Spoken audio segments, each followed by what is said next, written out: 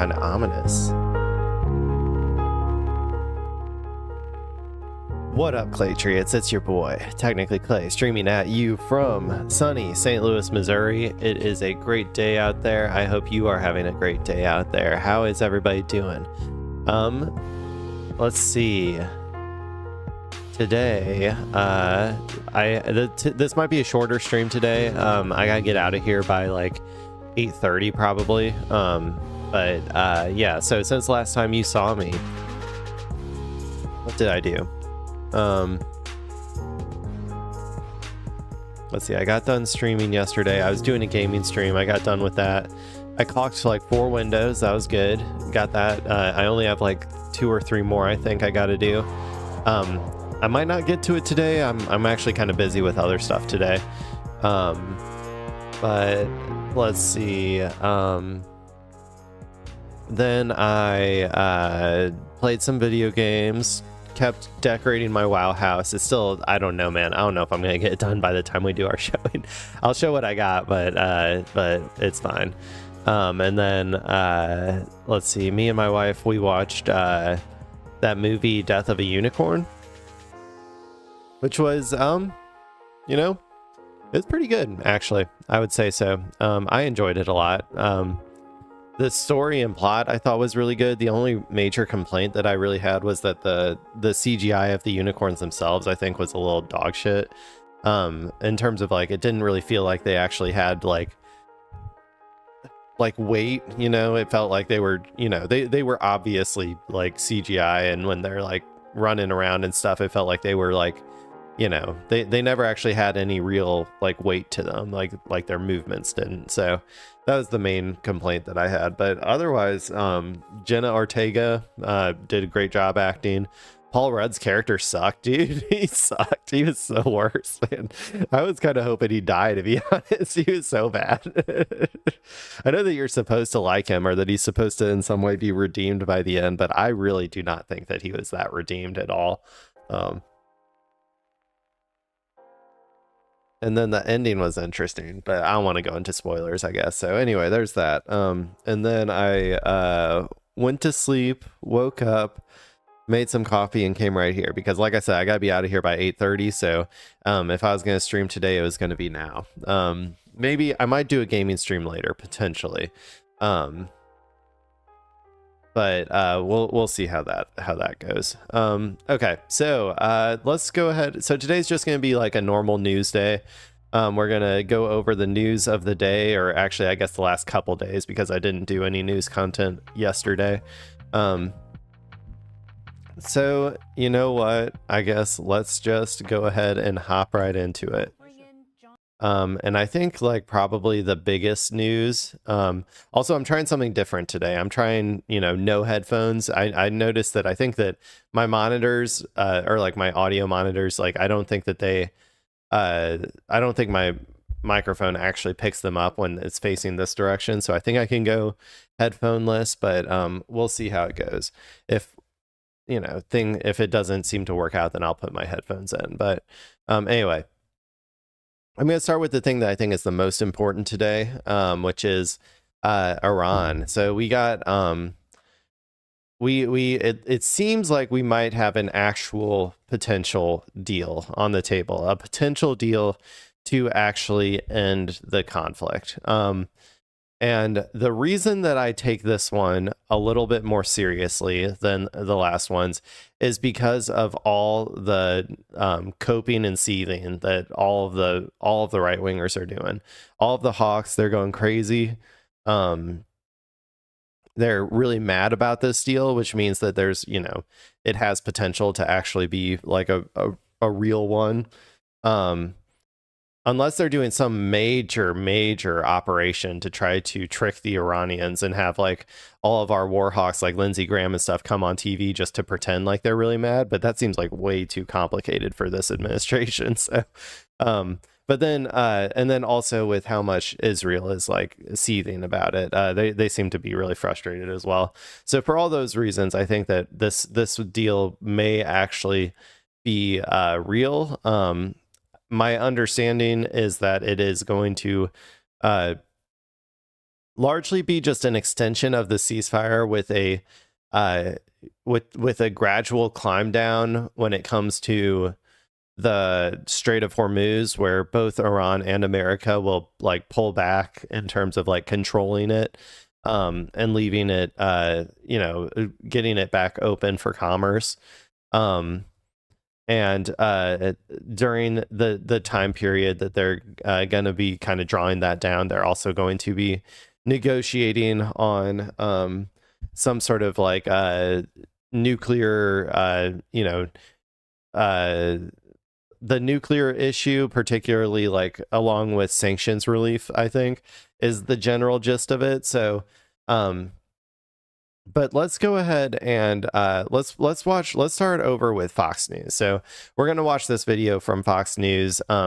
Maybe they'll give a little bit more details about it, but also we're going to be trying to get the gambit of the various interactions, and then I'll give my kind of analysis on it. But we're going to start with Fox News, then we're going to go to MS Now, see what the libs are thinking, and then we're going to go over to Al Jazeera to see what Israel is thinking. That's kind of the game plan here. So let's start here with Fox News. Let's see how they feel about it. Ron Teichert, retired U.S. Air Force Brigadier General and former F-15 pilot. Sir, thank you for joining us and giving us your time on this Memorial Day weekend. We greatly appreciate it. A deal clearly in the works, but the details not out yet. And the president making that clear in his latest Truth Social, where he said, our deal is the exact opposite, speaking about Obama's deal, but nobody has seen it or knows what it is. Your thoughts on where we stand right now, still with a lot of hope that we could see something significant in the coming week. Your thoughts? Molly, there is hope, but there are two major concern areas that I know the president and his negotiating team are working through. Number one, Iran is notorious in negotiating in bad faith. In fact, the current ceasefire that we're in had one precondition, and that was a no strings attached opening of the strait. Dude, this is such a fucking, this is the most projection I've ever seen in my entire life. Iran did open up the strait. Iran did open up the Strait of Hormuz, this particular issue that he's talking about, until America decided not to open up the Strait of Hormuz, not to open up the blockade, which I've talked about before was probably the biggest geostrategic blunder that I've ever seen in my entire fucking life. So America basically went back on their word. And so then Iran said, okay, well then no deal. We're going to also blockade the strait. We're not going to let you control it. Also, there's been reporting that Israel is the one that convinced America to make that huge geostrategic like blunder. So this is some wild rewriting of history that this guy is doing right now.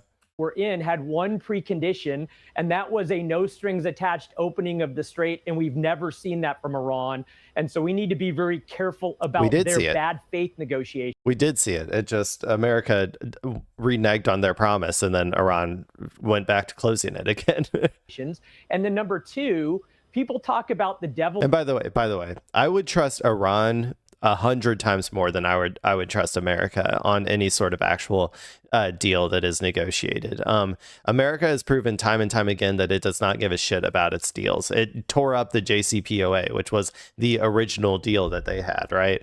And that was like a while ago, and then don't get me started on like all of the things that America has like gone back and forth on during the course of the war.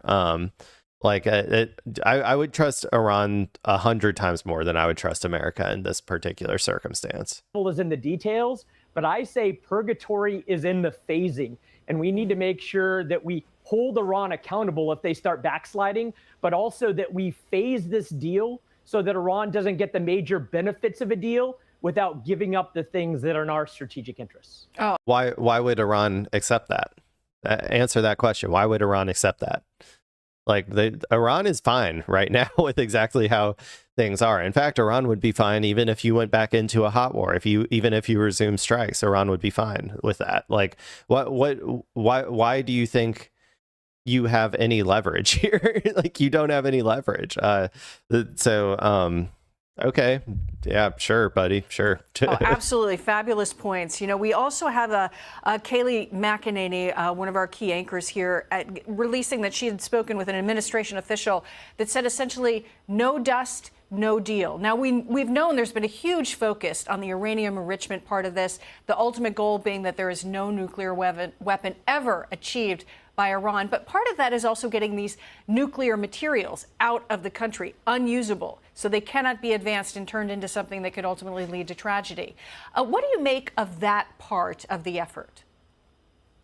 Molly, in the intervening 60 days of this extended ceasefire, we would need to see Iran negotiating in good faith such that they do three primary things. Number one, they disavow any plans to have a nuclear program. Number two, they destroy all enrichment capability. And number three, that we see returned out of the country any enriched uranium. That's never going to happen, dude. They're going, man. They're still such in like a fantasy world if they think that's ever going to happen. That's ridiculous. They're not going to do that. They might bring their enrichment down to like 20%, like under the JCPOA, but they're not going to get rid of it out of the country, and they're definitely not going to get rid of their what they call their like legal right to enrich uranium, which they do have that right under international law. So they're not going to do that. That's ridiculous. Uranium. And unlike the Obama nuclear deal, we need a good deal where they give up permanent, irreversible, and verifiable concessions related to their nuclear program, again, before they get the major benefits of a deal going forward from us. I want to get your thoughts on just the global community would like to see the Strait of Hormuz opened. There are a lot of folks that are like, let's get that done first, work out specifics on a deal later. What do you say to those entities? There are just a great many countries that would like to see things flowing again, the energy market stabilized, all of that. But that is a player in these negotiations as well. It is. And the thing that I heard that most heartened me about the deal that's being negotiated is that the president and his team intend to see Iran open up the straits, no strings attached, and demine the straits.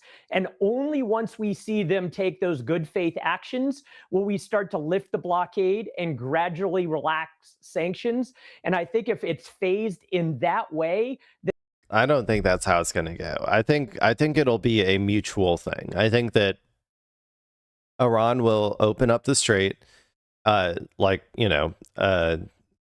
America will also open up the strait. And then maybe at that point, I mean, dude, I am still not even sure that Iran actually mined the strait. Honestly, I've heard them say that a million times. I haven't seen them give any actual evidence really of that. I don't know if I've heard Iran ever claim that they actually mined the strait. I think that like maybe Iran did claim it, but I don't know. I've just never seen any actual evidence of it. And it seems almost like a fucking psyop to me that they keep talking about the mining of the strait. Maybe they did. Maybe I'm wrong, but like I just feel like that just feels so like a nothing part of this. So I don't know. Maybe then, but then maybe after they both open it up for navigation, then maybe they'll demine it if they have to. But I think it'll be a much more like mutual back and forth. I think these people are still trying to live in a fantasy world. Then now the strait is open and the world can rejoice. And only after we see that verifiably do they start to benefit from some of the sanction relief and the end of the blockade.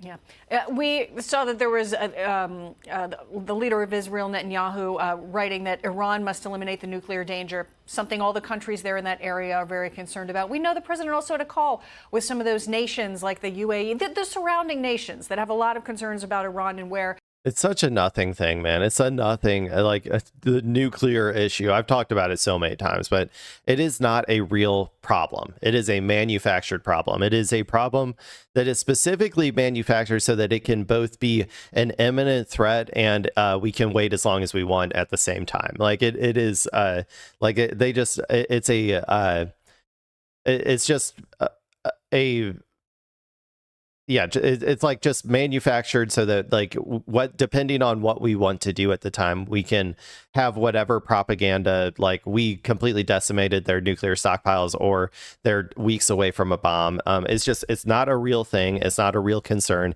Nobody has a real concern about it. And to all of them, I'd say Iran has something better than a nuclear weapon already. It has the Strait of Hormuz. It can control 20% of the world's oil. Which essentially means that they have just as much leverage in future, or they have just as much deterrence in future conflicts as having a nuclear weapon, which is all that matters, really. Like, what is the deterrence? Iran was never, even if Iran built a nuke, they were never going to use a nuke, right? They have shown themselves to be incredibly reserved, incredibly careful, and incredibly like I don't know, like credible when it comes to like their statements regarding these types of things. They never claimed that they wanted a nuke. They still haven't, even after all of this. And yeah, I think that's why I'm like, I think that they're probably just going to go back to not having a nuke, and just like, I think that their strategy was right. I think their strategy was they actually didn't really need a nuke because they had the Strait of Hormuz, and I think they still do. So that's just, I think that that's a lot better for them, probably. So they'll probably be perfectly willing to negotiate on nuclear stuff, like get their nuclear enrichment down to 20%. I don't think they're going to do all that other bullshit that they talked about at the beginning, like sending the dust out of the country or anything, or getting rid of their like right to enrich or whatever. Like, I don't think they're going to do any of that, but I think they will probably get it back down to like 20%, which I think right now it's at like 60% enriched. Some of those missiles have been going in recent months. What do you make of the role that these very important allies are playing as this deal goes forward? Molly, I love the fact that the last 90 days or so have brought together the United States and Israel and our Gulf partners. And I think one of the major strategic wins, if ultimately we see a deal here, is that we have... They were already all on the same side. What are you talking about? They were all on the America-Israeli side. All of the Gulf states were. If you think they were somehow opposed to us, that's just your Orientalism or whatever, not being able to understand geopolitics or whatever. All of these Gulf nations are firmly on the side of the U.S. and Israel. Maybe that'll change in the future. I'm not sure. Maybe people will start counterbalancing going forward with Iran just due to Iran's actual material capabilities that they were able to do affect during this war. But currently all of those Gulf states are firmly in the American-Israeli camp. Closer ties amongst those entities that will be extremely important militarily, diplomatically, and economically going forward. And I think their role during the last 90 days and going forward will be critical to make sure that we parlay these wins into strategic successes for the United States. Yeah. And hopefully we'll see those wins laid out for us in the coming week or so. Greatly appreciate your insights, retired Brigadier General John Teichert. Thank you. I was hoping to get a little bit more unhinged stuff. Let me see.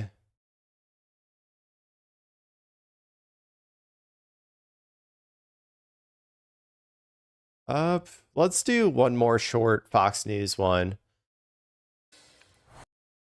Maybe this one will be a little bit more unhinged. I'm just kind of guessing, to be honest. But yeah, let's do one more Fox News one. Let's see just what we'll get a little bit of a broader scope of what how the Republicans are feeling about this deal. Welcome back. The U.S. is close to reaching an agreement this morning to end the war with Iran as Iranians are dealing with the economic fallout over Tehran's pursuit of nuclear weapons. Inflation in Iran is up over 73.5%. I don't understand. Again, this is one of those things I don't get when they're supposed to use the word alleged or not, because like you need to qualify that. Their alleged pursuit of a nuclear weapon. They were not pursuing a nuclear weapon. From last year, with food prices alone at 115%.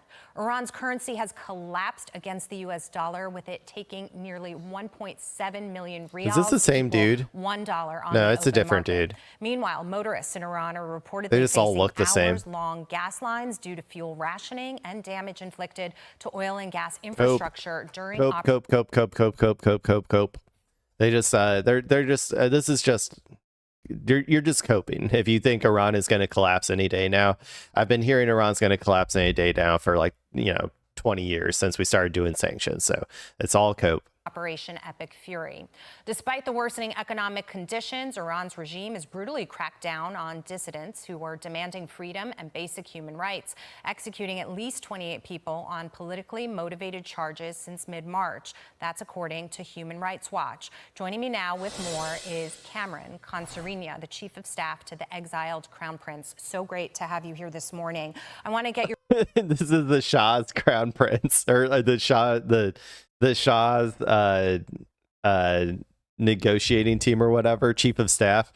Okay, let's hear this. This I think might be unhinged. Let's hear what the Shah thinks about this. Your reaction to the headlines that we're receiving that President Trump has been working into the evening and that he's near finalization on a peace deal with whatever is left of the Iranian regime. Obviously, this is very, very personal for you. And I know that you've been wanting to see a transition in Iran, an opportunity for the people to rise up and take their country back after 47 years of oppression. Do you think, with the framework of this deal, that day will come? Well, Jackie, it's good to be with you. First of all, we don't know the specifics of the deal yet. I think before any of us jumps to conclusions, we need to see what is proposed, what are the specific components of it. And you say this is personal. That's true. It's not just personal for me. It's personal for 40,000 Iranians who were slaughtered on the evening of January 8th and 9th. It's personal my God. For their families. Today on Memorial Day weekend, it's personal.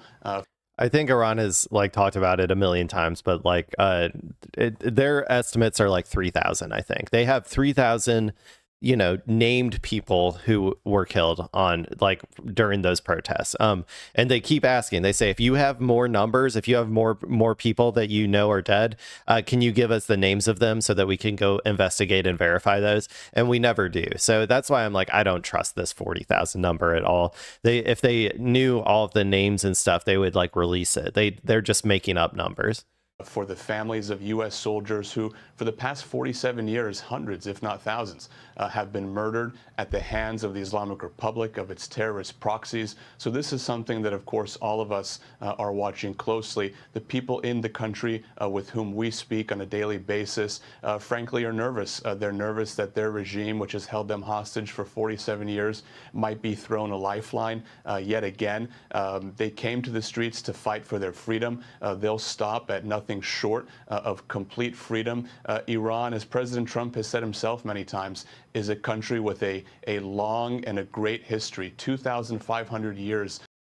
Dude, if you wanted to support the protesters, you shouldn't have gone to war with them. It's the stupidest thing in the world. In the same way, we're going to probably go to war with Cuba next, now that Iran is no longer, out there defending the world from America's pedo-billionaires marauding from country to country trying to steal all their resources. Iran was the last line of defense against that, and now it's okay, well, now that we're done with Iran, we're going to start doing our wars of pedo aggression all over the world again. So next is probably going to be Cuba, and guess what? As soon as you start attacking Cuba, all of the anti-Cuba regime people inside of Cuba will instantly fall in line with the Cuban government in order to rally around the flag and, try and protect their people. So it's just a bad strategy. If your strategy is if your goal is overthrowing the regime, you shouldn't bomb them. That's the advice I'd give you. If you're trying to do a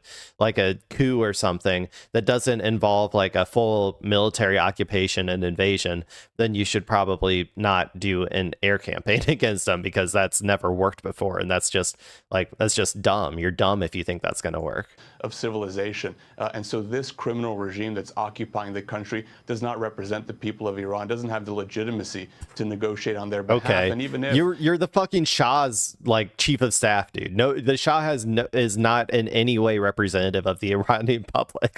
They ousted the Shah. They literally had a popular revolution to oust the Shah from the government, because the Shah was just a Western puppet. For those unaware, the Shah is just like was installed as a Western puppet over Iran in order to help facilitate the America's pedo billionaires taking as much of their oil as they possibly can and skimming as much profits off of it as they can. They were ousted for that exact same reason. Like the Shah has no constituency, man. There's no constituency in Iran for the Shah. Nobody wants the Shah.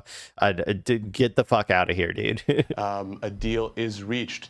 It will not allow the regime to survive for the one important reason that the people of Iran do not accept this regime. So we'll see what's in the specifics, what's in the details. What I think is important to remember is that this regime will not abide by anything it agrees to. It's proven that for 47 years. They'll lie, they'll cheat, and they'll steal to get what they want, to stay in power, to continue to murder Iranians and, unfortunately, Americans. Yeah, one thing the president has emphasized is that the nuclear program must stop, that the nuclear dust, the enriched uranium. Okay, this is more the same. I wanted to get like some like Lindsey Graham style content of like people just like freaking the fuck out.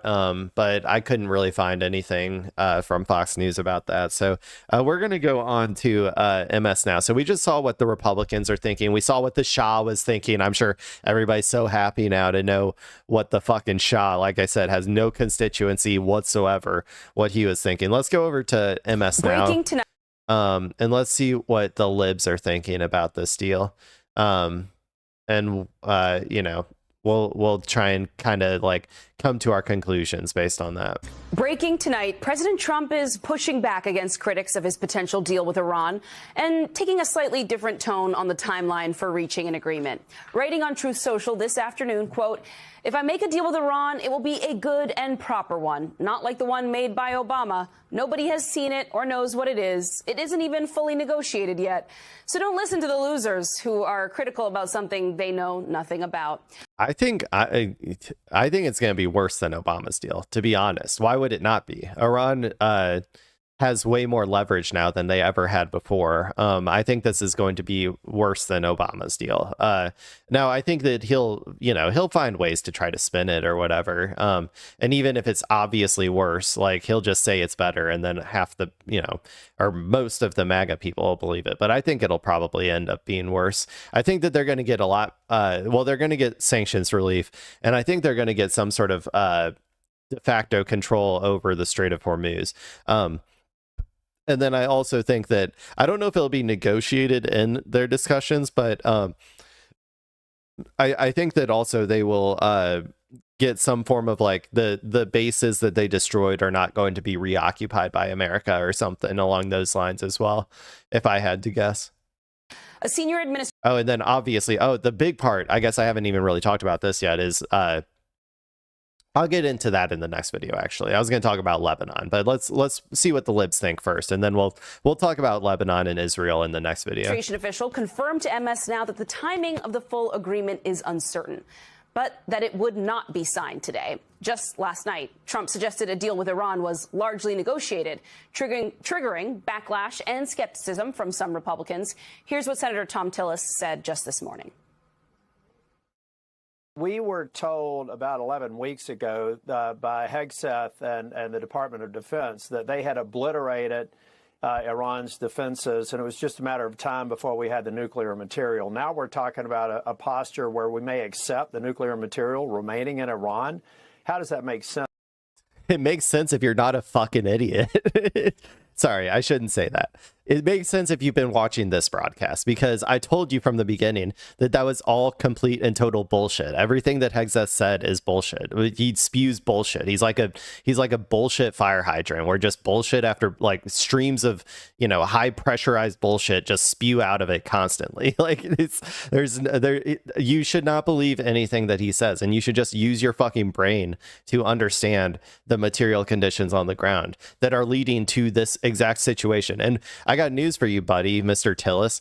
If this isn't the time, if it doesn't go through, if we don't actually negotiate peace in this iteration, we're going to have to do it at some point in the future anyway, because Iran has all the cards, and it's like this is the point. This is the point where you are being brought back down to reality, that you have to like that you have to deal with that disconnect in your head, that the propaganda that you've been like spewing, that potentially you've also been believing yourself, is not matching the outcomes that you would expect based on that propaganda.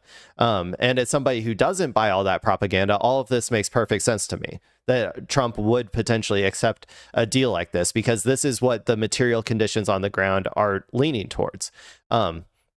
So my recommendation to you, Tom Tillis, and to everybody is to watch my show, and I'll tell you what's really happening, and you will be able to understand the world in a more comprehensive, better way, and not be so blindsided and surprised all the time by all of this obvious shit that's happening. At all. Any agreement with Iran that isn't subject to ratification by Congress is I think, going to be doomed to fail, just like the agreement we're trying to replace. And joining us now to discuss is Peter Beinart, MS Now political analyst, professor, journalist, and author of the Beinart Notebook on Substack. It's great to have you back on the show, Peter. Nice to be here. So what does this shift in Trump's tone indicate to you? I mean, yesterday there was all this anticipation, kind of the drumbeat that there was a deal coming around the corner any minute now. I would also, by the way, I don't want to be I want to be very clear. There is a chance that this doesn't go through. There is a chance that Trump is just lying, right? I've been watching some of the Iranian media say that they are prepared for this to be another ruse. They are prepared for America to start resuming strikes. There is real potential that this is just another Trump pump fake. But the reason that I think that this is more serious is just because of how much the war hawks are freaking out, and particularly Israel as well. And then Trump sort of releases this statement saying that we're going to take our time on this thing, and don't listen to what the losers are telling you.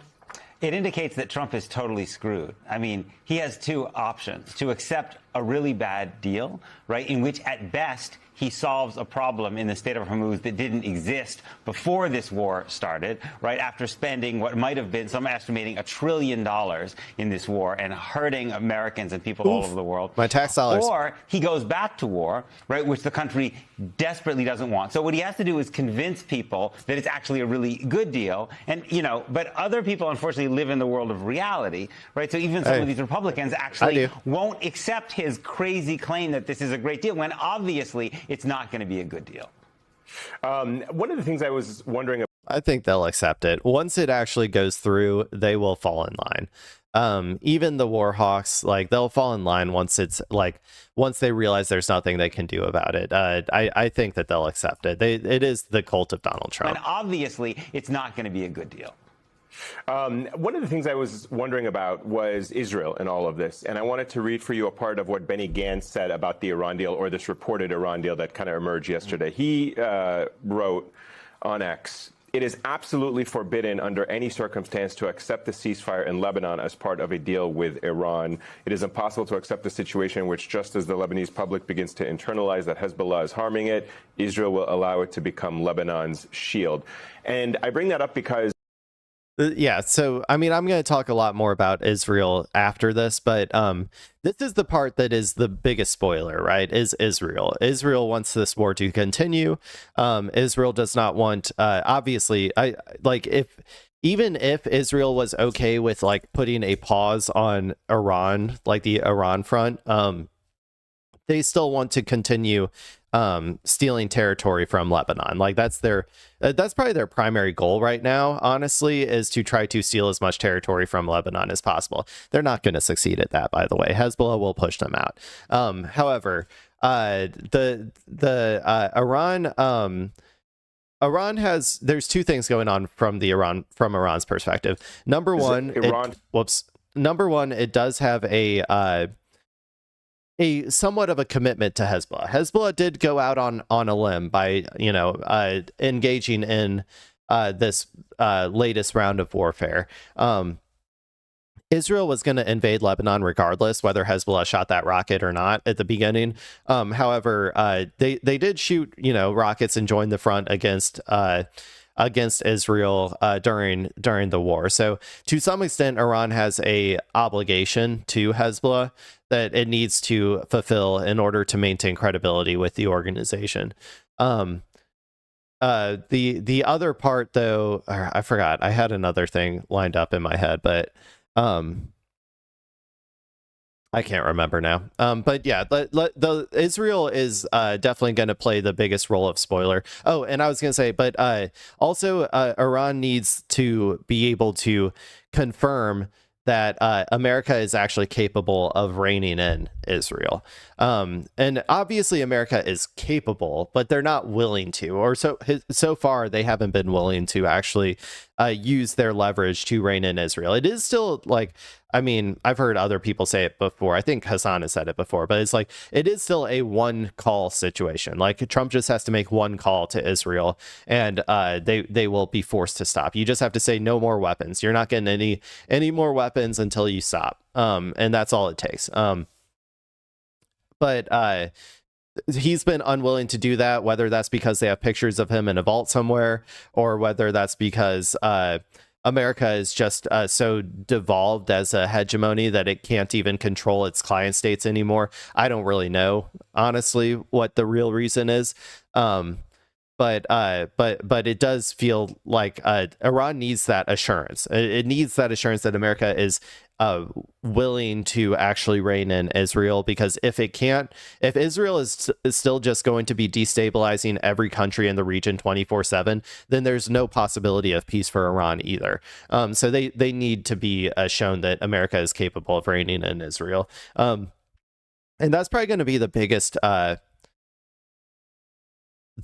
blow to Israel from a prestige perspective, is if they are like from the impact of this perspective, is that if they are forced to stop doing their normal genocides, against Lebanon. Now, if I were Iran, I would also include Gaza.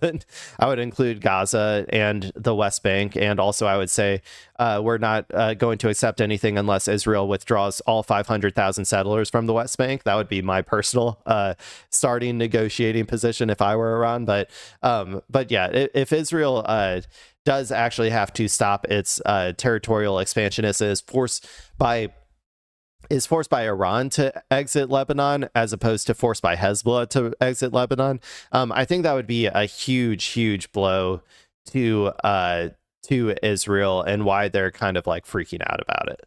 From its position has been saying any deal would incorporate the region and certainly an end to the war. Sorry, one last thing. And also, I said before, and I'll say it again, this does de facto make Iran the regional hegemon.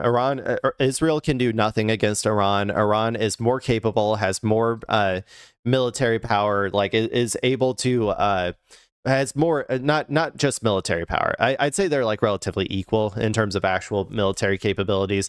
I mean, obviously Israel has America, which does most of its dirty work against Iran, but without America, they would be like relatively equal, I think, in terms of like military might. But Iran has something way more important, and that is the Strait of Hormuz. And because Iran has that choke point totally under its control, Israel, like it has more geopolitical strategic power and deterrence than Israel does. War between Israel and Lebanon. And we've seen the president in the past, as far back as April 18th, when the first kind of ceasefire was emerging, where he called on Israel not to attack Lebanon, and yet there still has been strikes there. And now Benny Gantz, and I'm sure the Israeli prime minister is also behind the scenes sharing those same views, that Israel cannot be restricted in its ability to operate in the region. How much do you think of what Israel might do as a potential to derail what Donald Trump is trying to achieve with Iran? I mean, the United States has the leverage over Israel to ensure that Israel complies with a ceasefire in Lebanon. The problem politically for Donald Trump is that would be costly, right? Again, he has no good options here, right? To allow Israel to basically continue the war. It wouldn't be costly politically. No. It wouldn't be costly at all. Most of his base is honestly, most of I would say like the MAGA, at least young portion. I'd say, okay, let's put it this way. I'd say like 50% of his base is on board for like, fuck Israel o'clock, like stop influencing our politics sort of shit. The other half are just like war hawks and like boomers who are going to just be pissed off anyway, just for like not like if you're a part of like the neocons, like the neocon warhawks, then you're going to be pissed off at this regardless whether Israel is a part of it or not. So I don't think politically there's any problem with him actually disciplining Israel, which means that it's something else, right?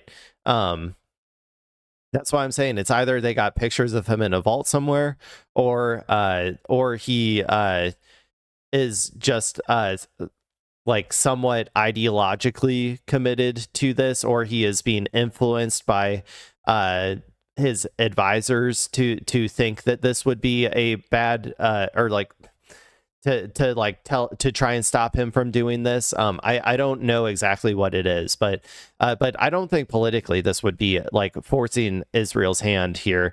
In fact, I think he would get a boost. I think that people would like even the MAGA people would like if he disciplined Israel for once, because a lot of the MAGA people think it's humiliating for America to be, you know, like on a fucking leash being dog walked by Israel. Like, I mean, that's how a lot of them think. So I think a lot of them would be like very happy that if he did that. Or after the U.S. to stop makes him look weak and maybe would lead the Iranians not to go for the deal at all. But putting the kind of real pressure on Israel to ensure that they wouldn't actually then hurts him. By the way, I think that I'm just going to count this video as my Israel video because I've talked a lot about Israel already in this one. So this will be the last video related to Iran that we're going to watch. Supporters of Israel in his own party. So that's the very difficult choice that he faces. But I mean, we need to remember that the United States could stop Israel if it wants to. The question is, does the United States want to? Well, does the United States want to is an excellent question. And if you look at what the oil markets are doing, which are a pretty good indicator of the political pressures that Donald Trump faces, they are down, actually. Prices are down. West Texas Intermediate crude is about down almost 5% at $92 a barrel. Brent is down a little over 1%, 1.5% to $99 a barrel. To what extent do you think Donald Trump is feeling the heat to wrap this up and move on and settle this war because of the political blowback that can be expected from still very high oil prices translating to high gas prices?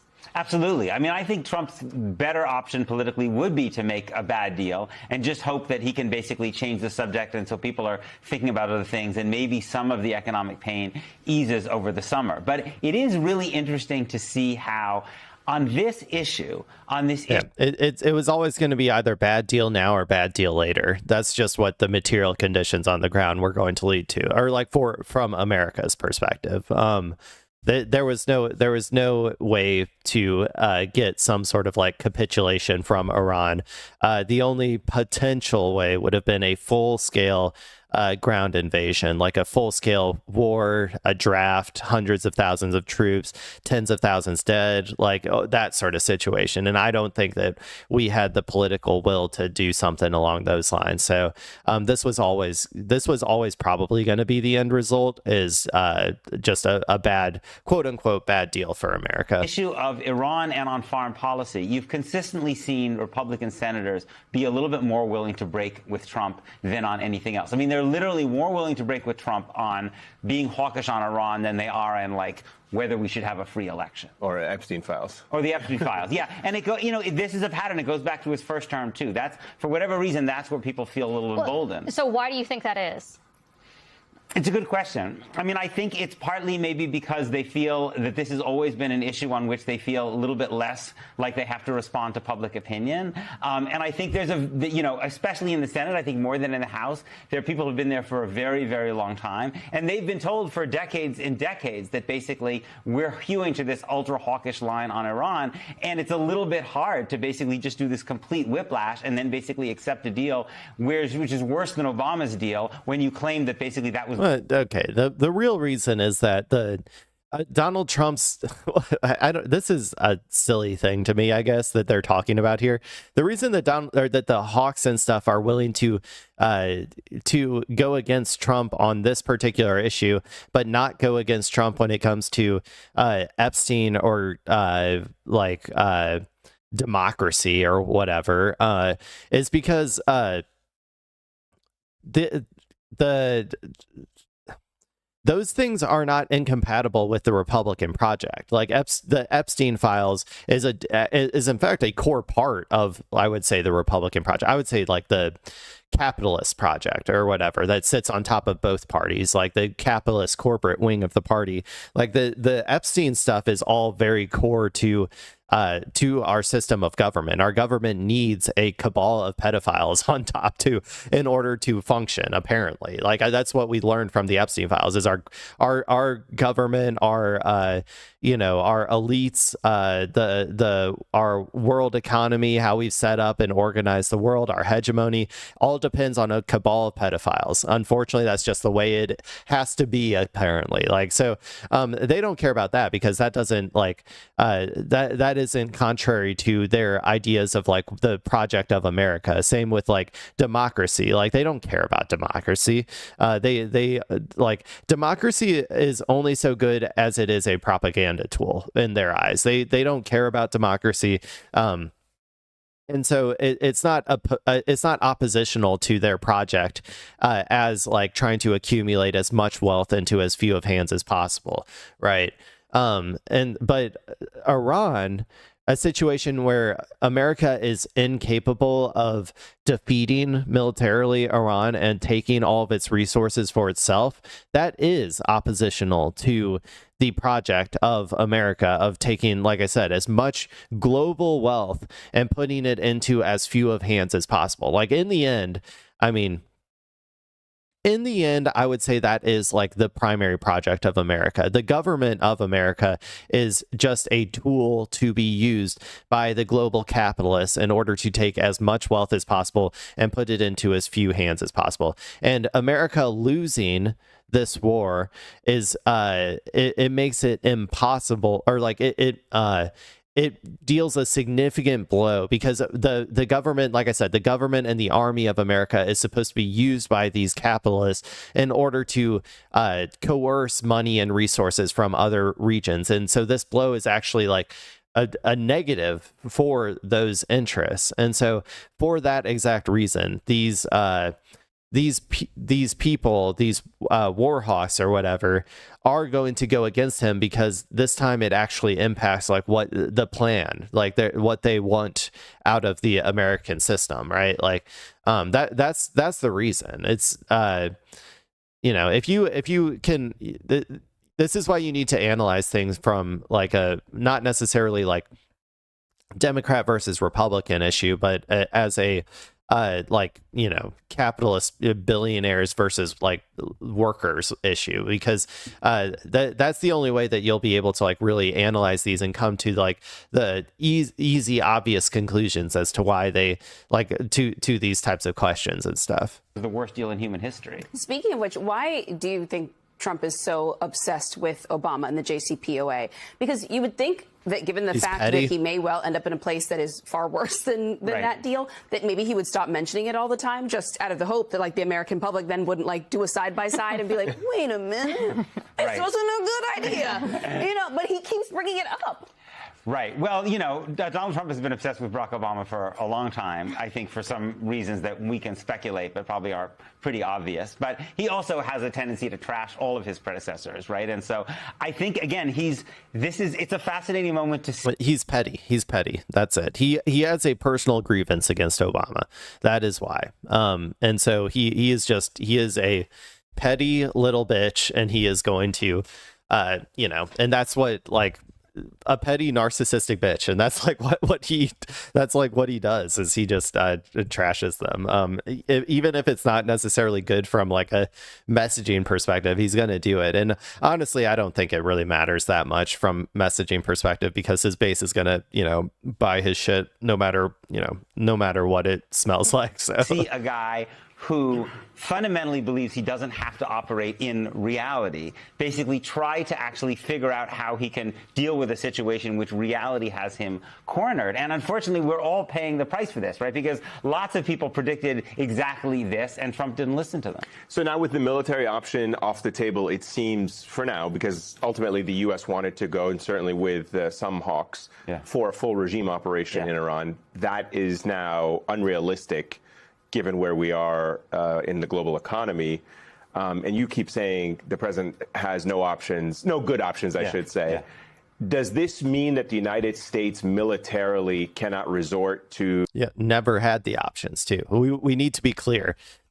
America was unable to do this, but I still want to be absolutely clear for these liberals out here to, like, if Democrats were in charge of this war, it would have been the exact same result. Iran just strategically outmaneuvered us, what has been planning for this exact inevitability. In their eyes, it was inevitable that America was one day going to try to militarily control, take over Iran, right? To militarily take it down.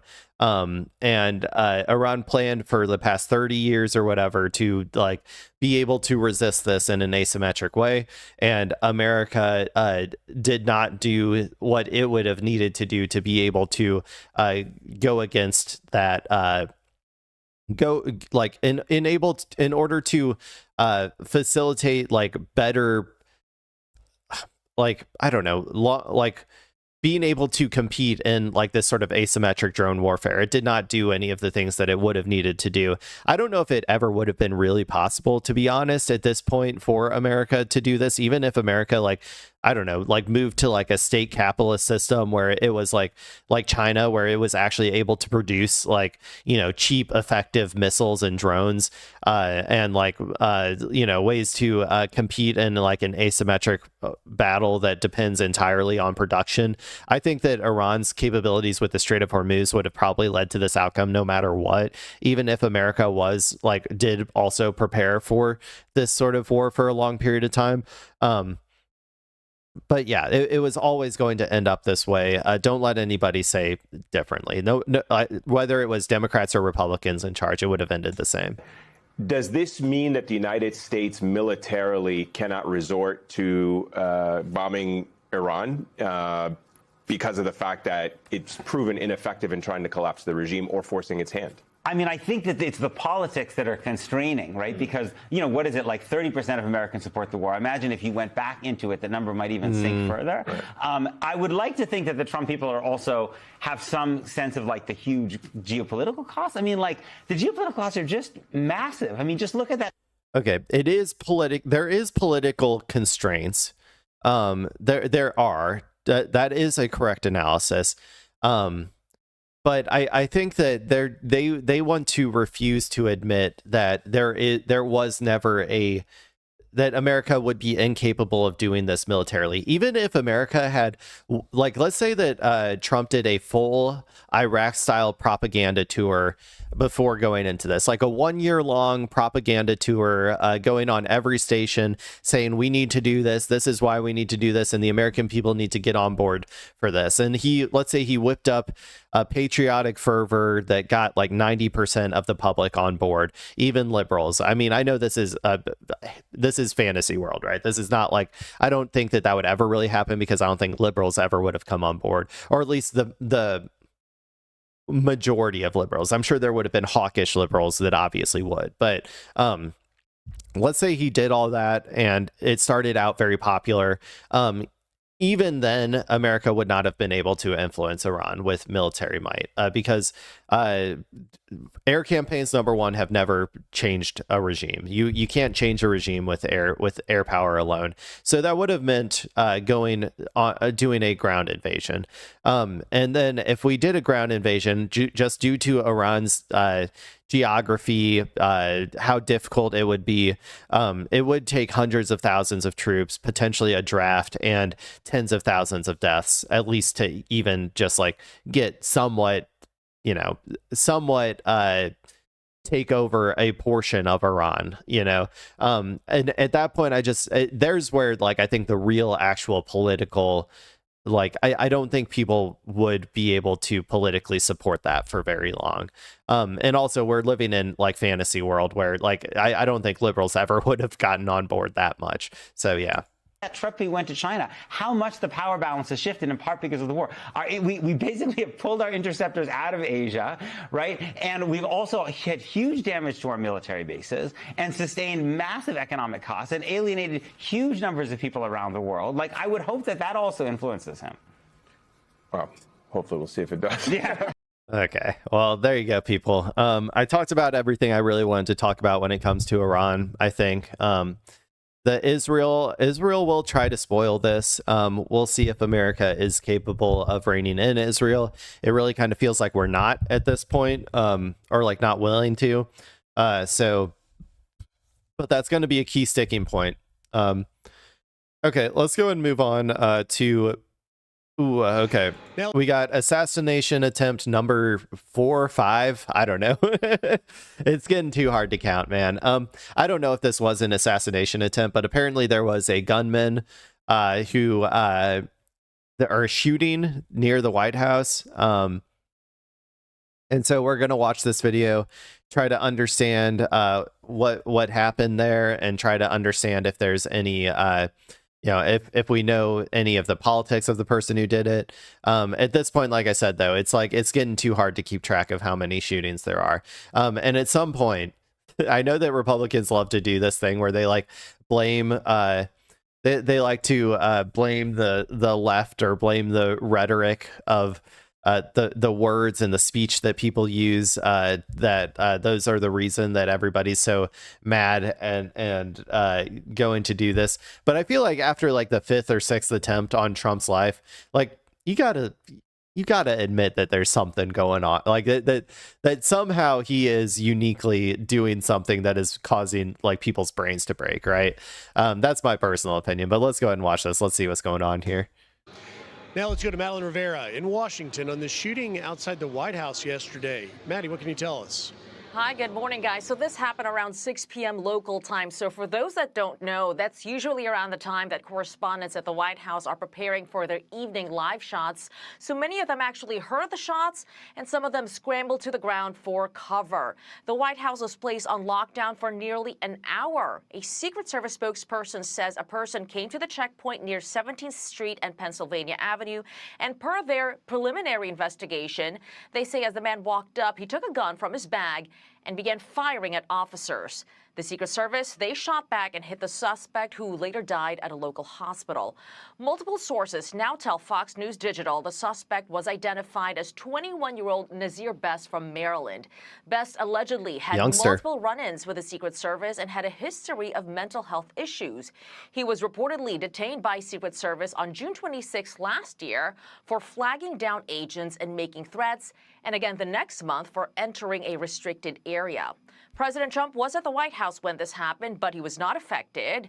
The president later reacting on Truth Social saying this: "Thank you to our great Secret Service and law enforcement for the swift and professional action taken this evening against a gunman near the White House who had a violent..." I'll say they did better this time than the previous time. So I would say, maybe they're starting to get a little bit more serious now. history and possible obsession with our country's most cherished structure. The gunman is dead after an exchange of gunfire with Secret Service agents near the White House gates. This event is 1 month removed from the White House Correspondents' Dinner shooting and goes to show how important it is for all future presidents to get what will be the most safe and secure space of its kind ever built in Washington, D.C. The president there appearing to refer to the White House ballroom. White House aide Stephen Chung says the president... I'm also like, man, they got to stop talking about the fucking ballroom after this shit, dude. Because every single time they do, I'm like, is this just another psyop? Like, are they doing a psyop here? Like the White House Correspondents' Dinner, dude, where they're just trying to like get the ballroom built or something. Like maybe this is just like another dude who like the CIA was whispering into his ears to like go attempt something like this so that they could have another excuse to build their ballroom. I honestly, they got to stop talking about the fucking ballroom after these things. Continued working through the evening, posting, it's 9:30 p.m. That fucking head, dude. Oh my God.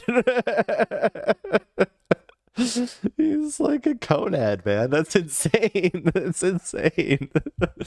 I mean, sorry, the Stephen Chung. I've heard that name before. I think he sucks, right? I can make fun of him.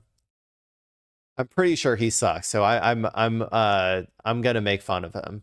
And if he doesn't suck, I apologize. I have a firm policy of like I will always make fun of the appearance of people who suck, but I try not to make fun of the appearance of people who don't suck. So, whoops, let me just pull something up real quick.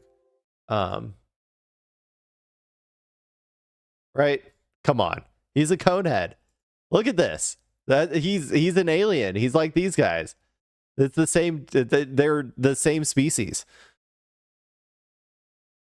Okay. Anyway, let's go ahead and keep watching. That picture just made me go like insane. I was like, I've never seen someone with a head like that. On a Saturday night, and President Trump is still in the Oval Office working hard for the American people. He's simply one of one. The Secret Service says a bystander was shot during the incident, but it's unclear whether they were initially hit by the suspect or during the crossfire. Charlie, Rachel, and Griff. Thank you, Maddie. With that, let's bring in retired Secret Service agent Jeff James, joins us now. Thank you for joining us this morning, Jeff. Based on what the information that we have right now, and there have been a number of run-ins with this suspect over the past year and a half, do we think that the obsession of this shooter, this gunman, had to do with President Trump specifically, or just the presidency and the White House? Is there anything that gives us any indication about that? You know, nothing initially, but that'll be figured out. And in my career, I did 2 years as an intelligence specialist in our intelligence division. And we would see that. We would see people who were obsessed with the presidency, period, not just one person. That goes all the way back to John Hinckley. John Hinckley actually had plans to shoot President Ford before he eventually shot President Reagan. So it wouldn't be unusual to see an obsession with the White House and the presidency as a whole rather than one president. So, Jeff, let me ask you what you make of when we look at the actual location, which I believe is 17th in Pennsylvania, where the gunman was able to at least get to and fire off shots. What do you make of where this occurred, and does it call for even more hardened security around the White House by Secret Service? Well, this is exactly why President Donald Trump needs a golden ballroom as soon as possible, and he needs to have a full bunker underneath in which it could withstand multiple nuclear attacks. That's what I don't know if that's what he's gonna say, but I feel like that's that's kind of like where this question is leading. But let's see. Maybe I'm right. Maybe I'm wrong. The first thing I want to point out is that, you know, the security measures work. This person didn't get inside the perimeter. He shot through the fence. You know, the fence line from the north portico, you have about 70 yards to Pennsylvania Avenue, and then this was down on the corner. So you're a good couple hundred yards away from the White House itself by the time you get to 17th Street. You know, we can't continue. If we tried to move the cordon out any farther, at that point, we're starting to encompass businesses, which really lends itself to less security when you encompass a place where more people have to come and go. So the perimeter, the 18 acres. That'd be funny to put up a border that like you have to go through a fucking checkpoint to go get your like Starbucks or whatever. It would be so funny. That the White House covers, the perimeters are literally pushed out as far as they can go, right in the center of DC. Trump is going to get like, he's going to find like the one McDonald's and he's going to be like, that needs to be a part of the perimeter. It needs to be inside of there. And then he would have his own personal McDonald's. Wouldn't have to DoorDash all the time. Jeff James, thank you for joining us and for all those details. Appreciate it. Be sure. There you go, people. Another assassin had his ears whispered into by the CIA to try to assassinate the president. I do wonder if it so Donald Trump has been so thoroughly destroying our country in a way that like even the even the most like insane ultra leftist like Maoist third worldist like person could have ever dreamed of, right? Like even if you put like some like crazy like even if you put like who's that dude bad empanada or something in charge of the government, like in charge of the federal government, if you elected bad empanada as fucking president, he would not be able to destroy America in the same way that Donald Trump is destroying America right now. And like, I'm pretty sure like one of bad empanada's core goals is to like straight up like destroy America. Like, I think he lives in Argentina or something, but yeah, like, and so, like, I wonder if there's a point, I forgot, this is why I was talking about it. I wonder if there's a point where Trump is doing so much damage to America, that like to like even to America's pedo billionaires, like their ability to like profit and stuff, that like eventually the CIA is going to actually have to like assassinate him to get him out of office. I don't know. Maybe it'll happen. And maybe this was like, you know, they're little practicing for it or something. Okay. Speaking of Maoist third worldist leftists trying to destroy America. So here we go. We're going to talk about Hasan Gate, people. Apparently, the federal government has decided to subpoena Hasan Piker, escalating its war on anybody who even remotely is oppositional to the government. The government is now retaliating against. I guess you could say they started with Comey and Kimmel to some extent, but I don't think that those ones were as serious, to be honest, as this one probably is. But anyway, Hasan has been subpoenaed, everybody. All of the parasocial freaks out there who like think that politics is just drama slop, or drama slop is politics. They're all having a fucking field day. They're loving it. They're ready for Hasan to get thrown into a gulag and executed. And I'm out here to say I don't think this is a good thing. Brave take, I know, brave take, but I don't think it's a good thing when the federal government starts coming after communists and socialists. In fact, I mean, he might get into it here. I think I might have watched this one already, but there is a poem that talks about that a little bit. So let's go ahead and watch this. Let's hear Hasan's reaction to him apparently being subpoenaed. So let's get started with the article, I guess. This is from Hasan Abi Reacts. I'm just going to one of the React channels or the clip channels to watch this. What's going on, everybody? I hope everyone's having a fantastic evening, afternoon, pre-noon, no matter where you are in the world. I'm Hasan Piker, and this is the Hasan Abi broadcast coming to you live from gloomy, rainy New York. I'm going to skip ahead a little. Donald Trump. This is the #1 pro-Donald Trump podcast. Now, of course, maybe some of you are unfamiliar with what's going on, and maybe many of you this is about where it starts. Aware of what's going on, but yeah, last night I ended the broadcast. I was tired, and I thought, "Oh, I'll just go to bed. I'll just go to sleep early. I have to wake up really early to do a photo shoot for a magazine." This was probably one of the craziest photo shoots that I've done so far, by the way, and I'll get to that in a second. But I, on the other hand, got a text message, or rather a voicemail, from a Fox News producer saying that I had been subpoenaed by the federal government. And I was like, that's strange, asking for comment. And before I could even respond to the journalist, an article materialized on the timeline. I'm going to be talking about that in a little bit. But let's just say that kind of fucked my whole night up. It fucked my plans up. I still was able to do a little tub sesh, get in the tub, get in the hot tub, get in the bathtub, a little bit of salt, and then go to bed and wake up early. Now, the reason why I had to wake up early was because I had a photo shoot, okay? I had a photo shoot this morning. That's what I was doing this morning. As a matter of fact, yesterday I had a fitting for this photo shoot before I started the broadcast. And the stylist, who had also worked on Marty Supreme, by the way. Okay, let's skip this too. For the magazine photo shoot, them because they were vintage. There was a vintage art. I was gonna purchase stuff like this regardless, and yeah, because he's just talking about his photo shoot. I just want to get to him talking about the actual subpoena. I bought some of it anyway.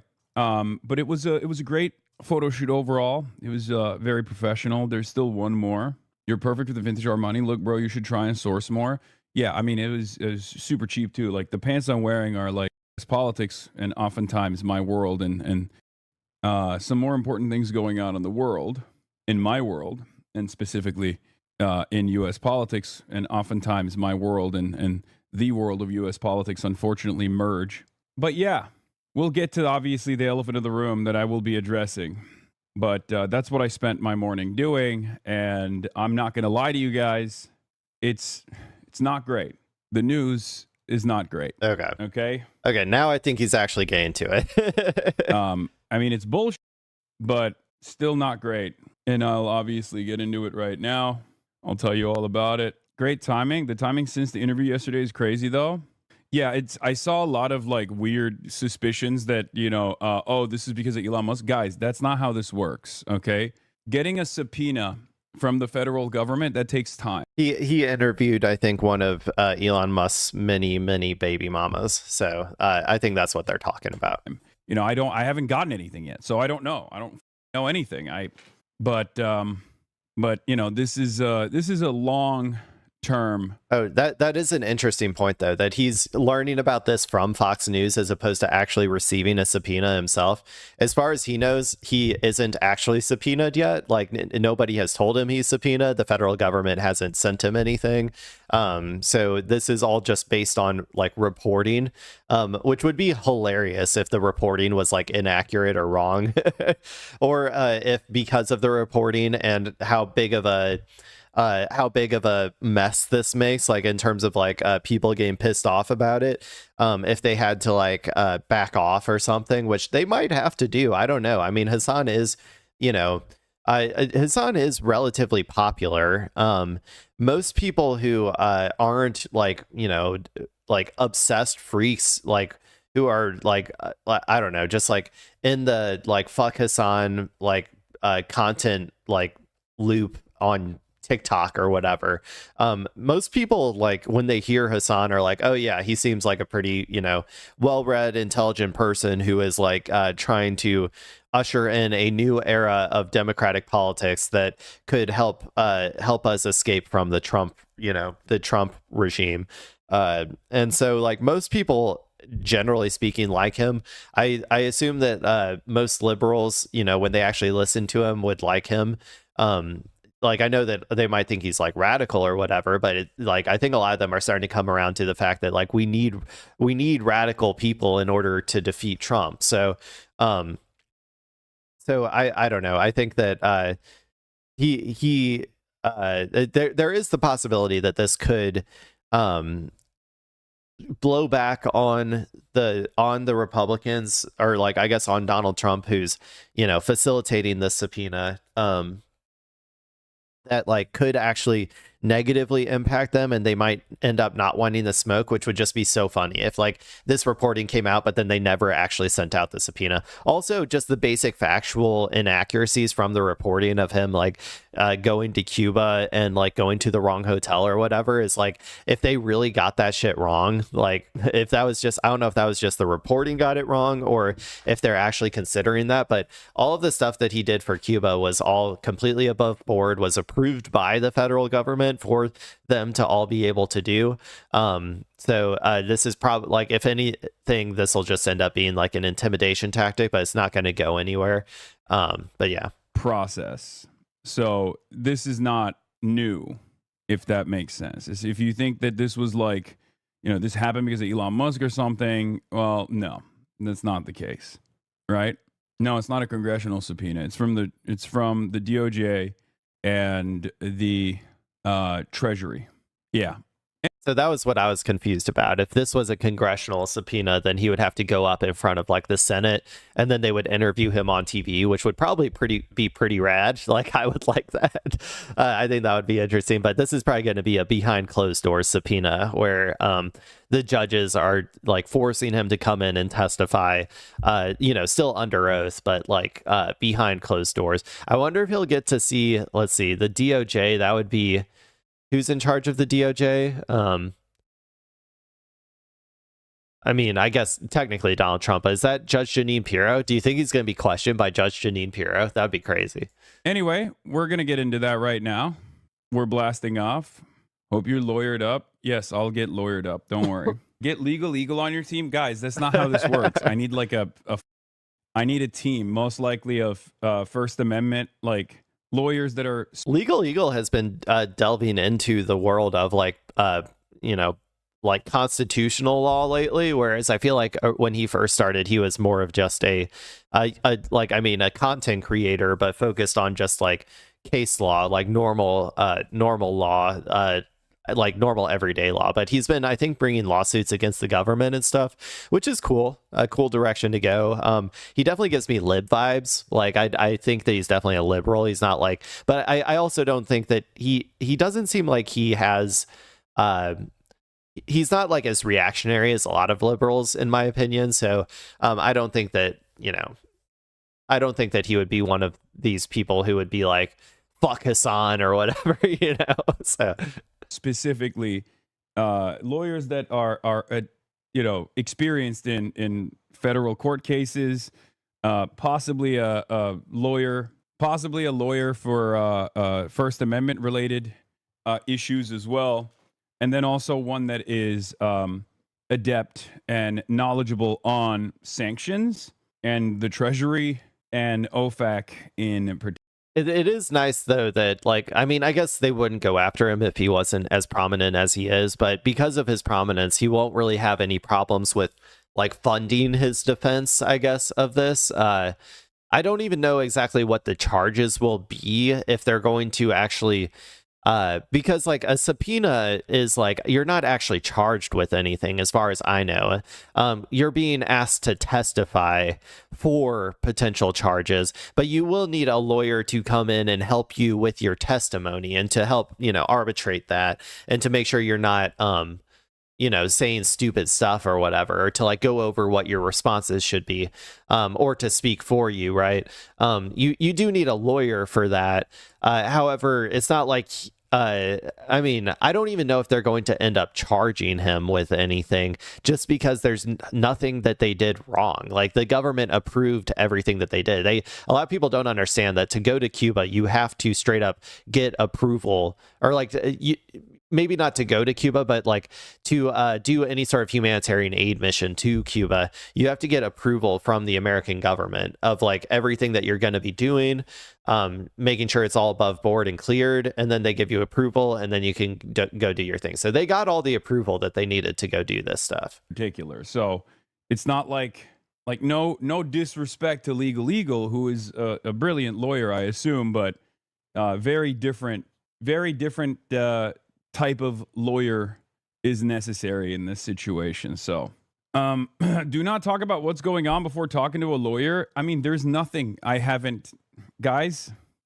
not had anything happen to me yet. Like technically nothing has happened to me. It's just Fox News is saying things are happening to me. So, and it's not like there's anything that I've done. The liberals at the politics sub are defending you. r/politics defending me is crazy. So let's get started. So I avoid Reddit politics threads like the fucking plague, dude. That is, if you want to like, if you ever want to like kirk yourself, like go read Reddit politics, man. It is unhinged loser shit. I hate it. I'm hit in the face with this text message, or this voicemail rather, from Fox News producer. And it's a little bit alarming. It's a little bit shocking. I'm like, what's going on? Like, what do you? I'm a little bit confused because I'm like, why does Fox News know about something that apparently is going on in my life that I didn't know about? Right? If Treasury OFAC bothers to send you a subpoena, it's not your week. Yeah, I know what OFAC is. I'm very familiar with what OFAC is. You want to know why I'm very familiar with what OFAC is? Because we filed OFAC clearances before going to Cuba. I've talked about it extensively, as a matter of fact. Our trip had to be OFAC compliant. So let's get started with the article, I guess. Fed subpoena Hasan Piker, Medea Benjamin over Cuba trips. Investigation part of a broader dragnet involving as many 40 American citizens who joined Marxist convoy to Havana. Oh man, dude. I swear to God, they're doing humanitarian aid is Marxism now. Like, I'm sure there are plenty of people who were on this flotilla, or like, I guess, Cuban humanitarian aid mission. They went by plane, not by boat, I guess. But I'm sure that there were many of people who were on there who would consider themselves Marxist or communist or socialist or just broadly anti-capitalist. But that's because that just overlaps a lot with, with wanting to help people or wanting to help, like, contribute, to help being anti-imperialist, I guess. Like that's why I think a lot of people would be aligned with like that sort of ideology. But generally speaking, just doing humanitarian aid missions has also historically been very much done by like the church or like evangelicals and shit. Like, are they all Marxist as well? It is like I don't think that like and I'm sure that there were plenty of like, capitalists or whatever who also went on that, who are just purely anti-war or like anti-human suffering. So I don't know, man. It is funny how they love bringing out the scare words, the trigger words for people to be immediately scared of these people whenever they want to. First on Fox, breaking news. Federal officials have served subpoenas to Marxist political influencer Hasan Piker and co-founder Susan Medea. Also, I don't know if Hasan considers himself Marxist in the same way that I don't consider myself Marxist. I consider myself anti-capitalist. The various tendencies, like once you get past capitalism and you become an anti-capitalist, whether it's socialism, communism, anarchism, Marxism, like I don't really care that much. I just want to move in that direction. And so I think that Hasan has a very similar ideology, is my understanding, and wouldn't necessarily consider himself a Marxist, although everybody who has passed the anti-capitalist phase has probably read a decent amount of Marx at the very least. Medea Benjamin as a part of a wider investigation into whether U.S. organizations and leaders violated U.S. laws and sanctions in supporting Cuba's communist regime, Fox News Digital has learned. Piker and Benjamin are among those caught in a federal inquiry into whether activists who traveled to Cuba in March violated U.S. sanctions laws through the financing, coordination, or delivery of goods to Cuba, including potential contacts with the Cuban government personnel or entities on the island. The administrative subpoenas were sent to the pair by the Treasury Department's Office of Foreign Assets Control. So not only were we OFAC compliant, but I'm also doubly protected because I didn't just go to Cuba on a humanitarian aid trip. I went to Cuba with a journalism visa. So I actually got a press visa from the Cuban government as well. I was there to interview people. I interviewed regular Cubans and ordinary Cubans in Cuban society. I interviewed doctors, and I also interviewed government officials. But it's also out there, It's not a secret. If you go to my YouTube page right now, you can see it. It's actually right here. I went to Cuba. This is what I saw. Mini doc. Yeah, this is where it's all going to fail. This is not going to lead to anything. None of these people are going to be actually charged with anything. But that's not the point, right? It's the same reason that, like, I talked about Judge Jeanine Pirro earlier. They've had like a 4 out of 8 success rate on their convictions, like a 50% success rate, where usually the DOJ has a 90% success rate for their convictions. It's not about being successful. It's not about actually, like, I have another story coming up that's kind of related about Kilmar Abrego Garcia being freed or whatever. It's not, but even like for him as well, it's not about being successful. It's about intimidating, right? It's about using the government to intimidate. At this point, our judicial system still has like the vestigial remains of like capability of protecting our human rights, like just barely, like it's barely hanging on, but our judicial system is still capable of protecting some of our rights, not all of them, but some of them.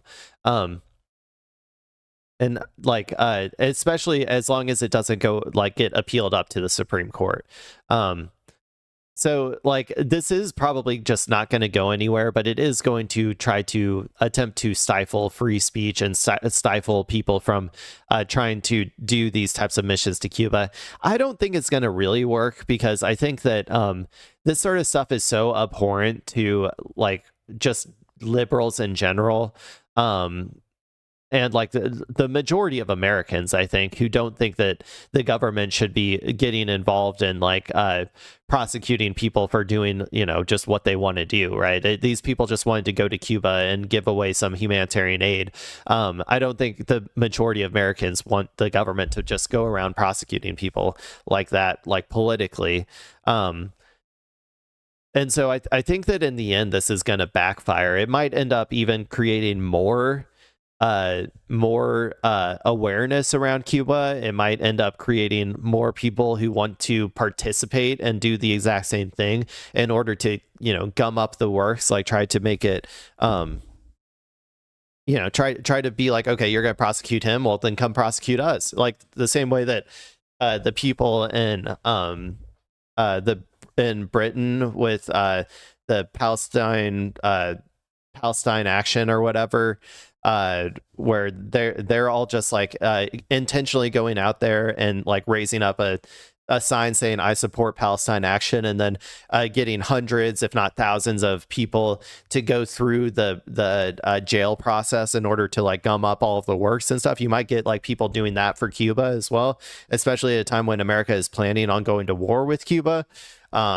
This is like this could be seen. This could end up backfiring. I'm not going to say for sure that it will. And obviously, it is still bad that they're doing this intimidation campaign. And we should all reject it unilaterally if you care about freedom of speech and freedom of movement and freedom to try to like prevent people from dying. If you care about those types of things. Then I think that people should get on board with protecting Hasan. I pretty much filmed everything that I did there, and I put it into this mini doc. Here I am interviewing the foreign minister. So kind of strange. This is Jody Evans, who I took a photo with. They love this photo for some reason. I don't know why. She's one of the co-founders of Code Pink. She's wonderful. Like all of this investigation. I don't know that much about Code Pink, to be honest. I honestly, I'm not super aware of their organization or what they do, like what their like missions are.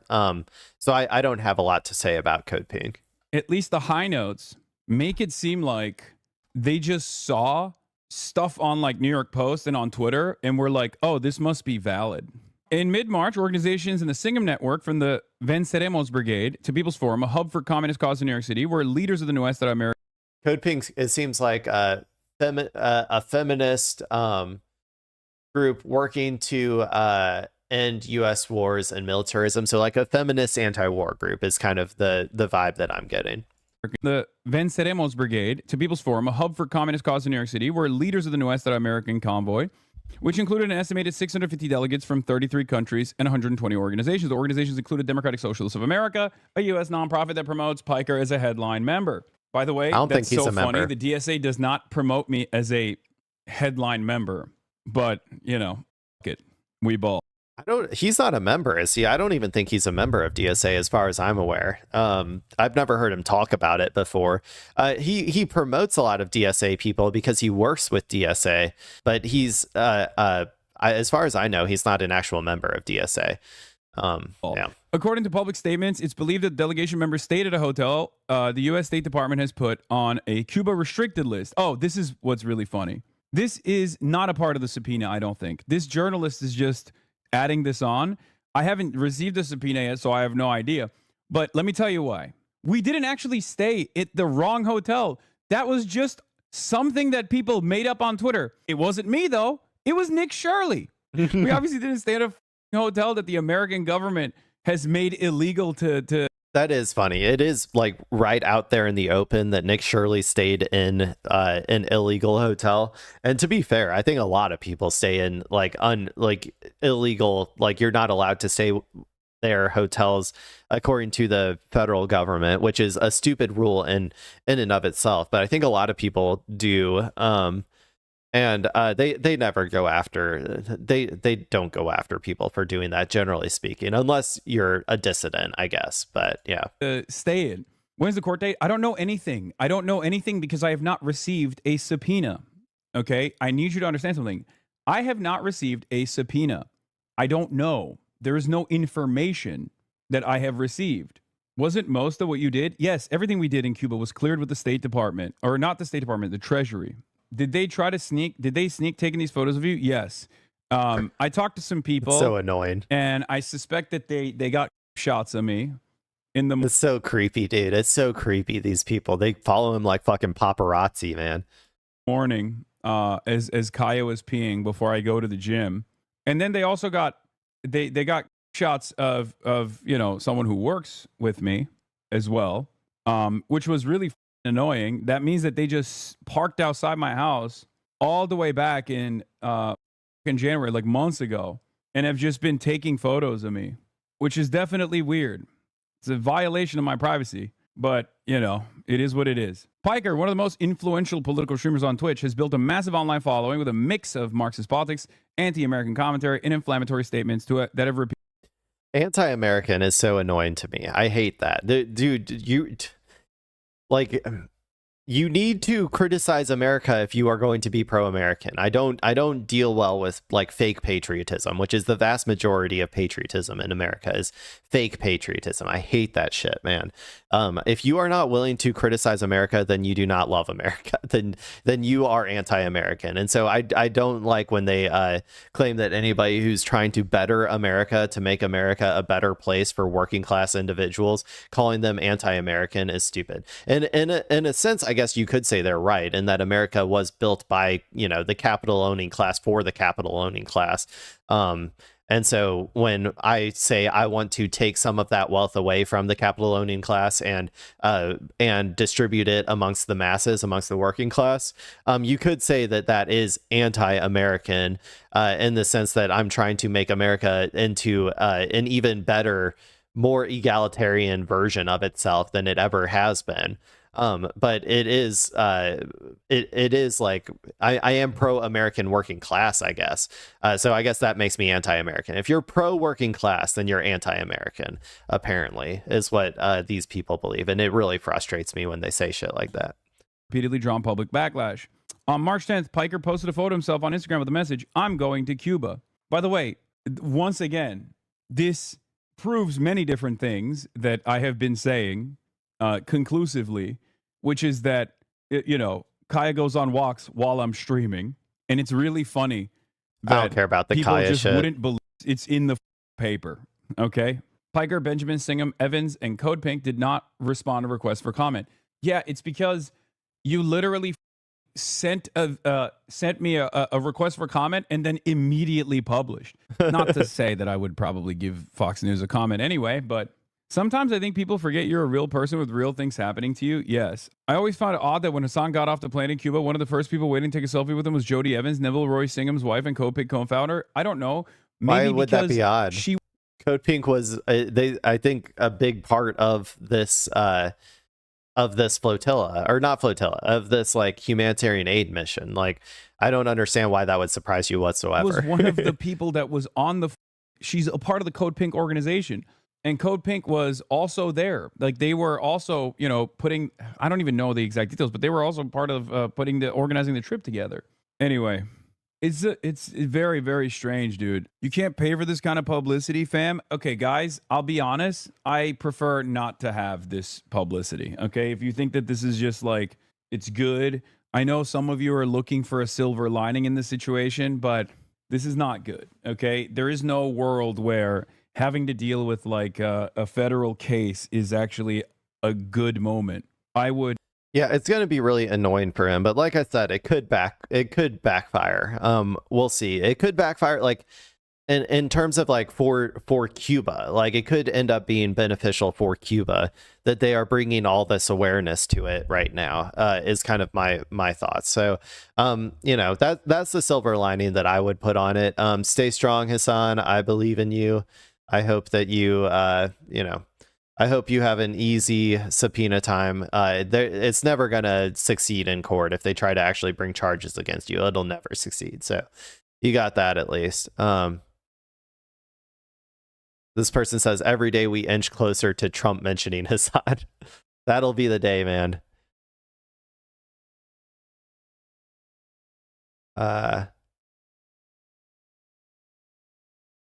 Yeah. I mean, this is the Hasan React channel, so I think that, most of the people are pro Hasan, but there's some weird freaks online though that are like weirdly going after like the centrist libs and stuff are like weirdly going after like Hasan, and it's all because of their like parasocial hatred for him, I think, as opposed to like understanding the real situation. Like I know that I can be blasé sometimes about certain people like James Comey or Jimmy Kimmel or Stephen Colbert or whoever being like targeted by the federal government. I want to be clear. I don't think that that should happen. I don't like that that happens. But I also don't see it as that how do I want to phrase this? As important, I guess, as this one, because those people are not actual dissidents, right? Those people are largely aligned with power, are largely aligned with the capital owning class. And so when they're targeted, I'm not as concerned that that it's going to actually that they're going to take it as seriously or as far as they would take it with someone with Hasan. But good morning, Will. I hope you're having a great day.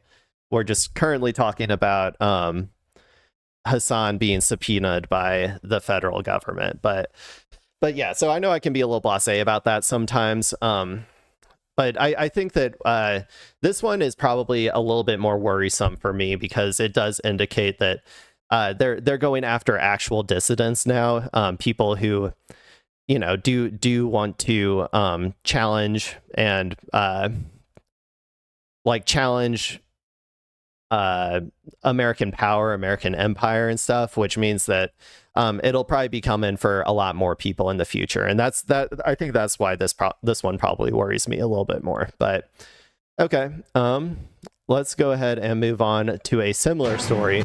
This is the end of a political persecution. So we went from the beginning of a new political persecution with Hasan, and now we're going to the hopefully end of a political persecution with Kilmar Abrego Garcia. So for those who are unaware, Kilmar Abrego Garcia is he was a Palestinian activist. I don't know. I don't think he's Palestinian himself, as far as I know, but he is I think engaged in some of the encampment protests, if I remember correctly, and he was targeted for that activism by the federal government. He was deported, I think, briefly, and was then forced to be brought back by the government, and then ever since he's been kind of like he's had a target on his back for the federal government to continue trying to press charges as much as they possibly can. So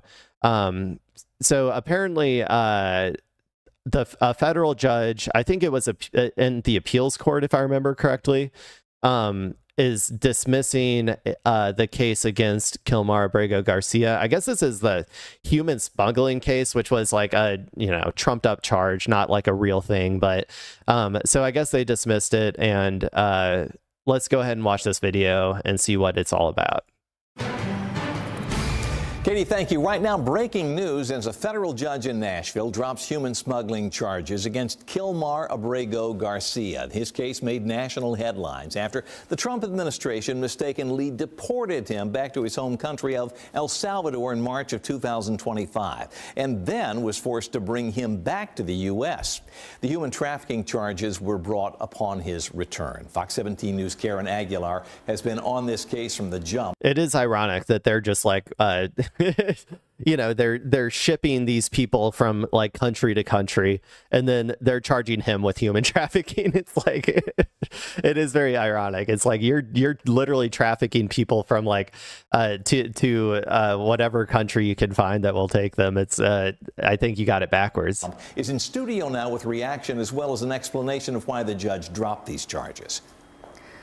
Scott, Kilmar Abrego Garcia became the poster child for the broader national debate over immigration, sparking interest from both sides of this issue. Friday, a federal judge for the Middle District of Tennessee dismisses Kilmar Abrego Garcia's human smuggling charges, leading to a celebration for some and disappointment in the system for others. Sarah, who doesn't want to use her last name, is an activist for the group Children of Immigrants. With this victory, there's so much more peace. There's hope. There's joy. So where do y'all live at? Abrego Garcia's charges stem from this 2022 traffic stop in Cookeville. Judge Waverly Crenshaw wrote in his opinion, the evidence before this court sadly reflects an abuse of prosecuting power. Crenshaw ruled the U.S. Attorney's Office for the Middle District of Tennessee led a vindictive prosecution against Abrego Garcia. This comes after the Trump administration mistakenly deported Abrego Garcia to El Salvador. The prosecution then indicted Abrego Garcia on the human smuggling charges in May 2025, bringing him back into the country. Crenshaw writes, the objective evidence here shows that absent Abrego's successful lawsuit challenging his removal to El Salvador, the government would not have brought this prosecution. Sarah believes Crenshaw dismissing Abrego Garcia's case has bigger implications for undocumented immigrants. And hopefully there's more cases out there that will be taken out and overthrown. I may have gotten him mixed up, by the way, with another person in my head. So he was deported. I don't know if he was a Palestinian activist. I might have been thinking of a different person who was deported. But he was like illegally, I guess, deported to El Salvador, and so that was. But he was brought back, and I'm trying to remember who I was thinking of, though. I thought there was another person. I get people mixed up in my head all the time. So if I did get that wrong, my apologies. People that are able to be set free. The U.S. District Attorney's Office sent us a statement which reads in part, the undisputed evidence shows that the decision to charge Abrego was made by a career prosecutor based solely on the facts and the substantial evidence that a serious crime had been committed and deserved prosecution. While we respectfully disagree with the decision to dismiss this case. Mahmoud Khalil, that's who I was thinking of. Thank you, Will. Yeah, I think did he also get deported?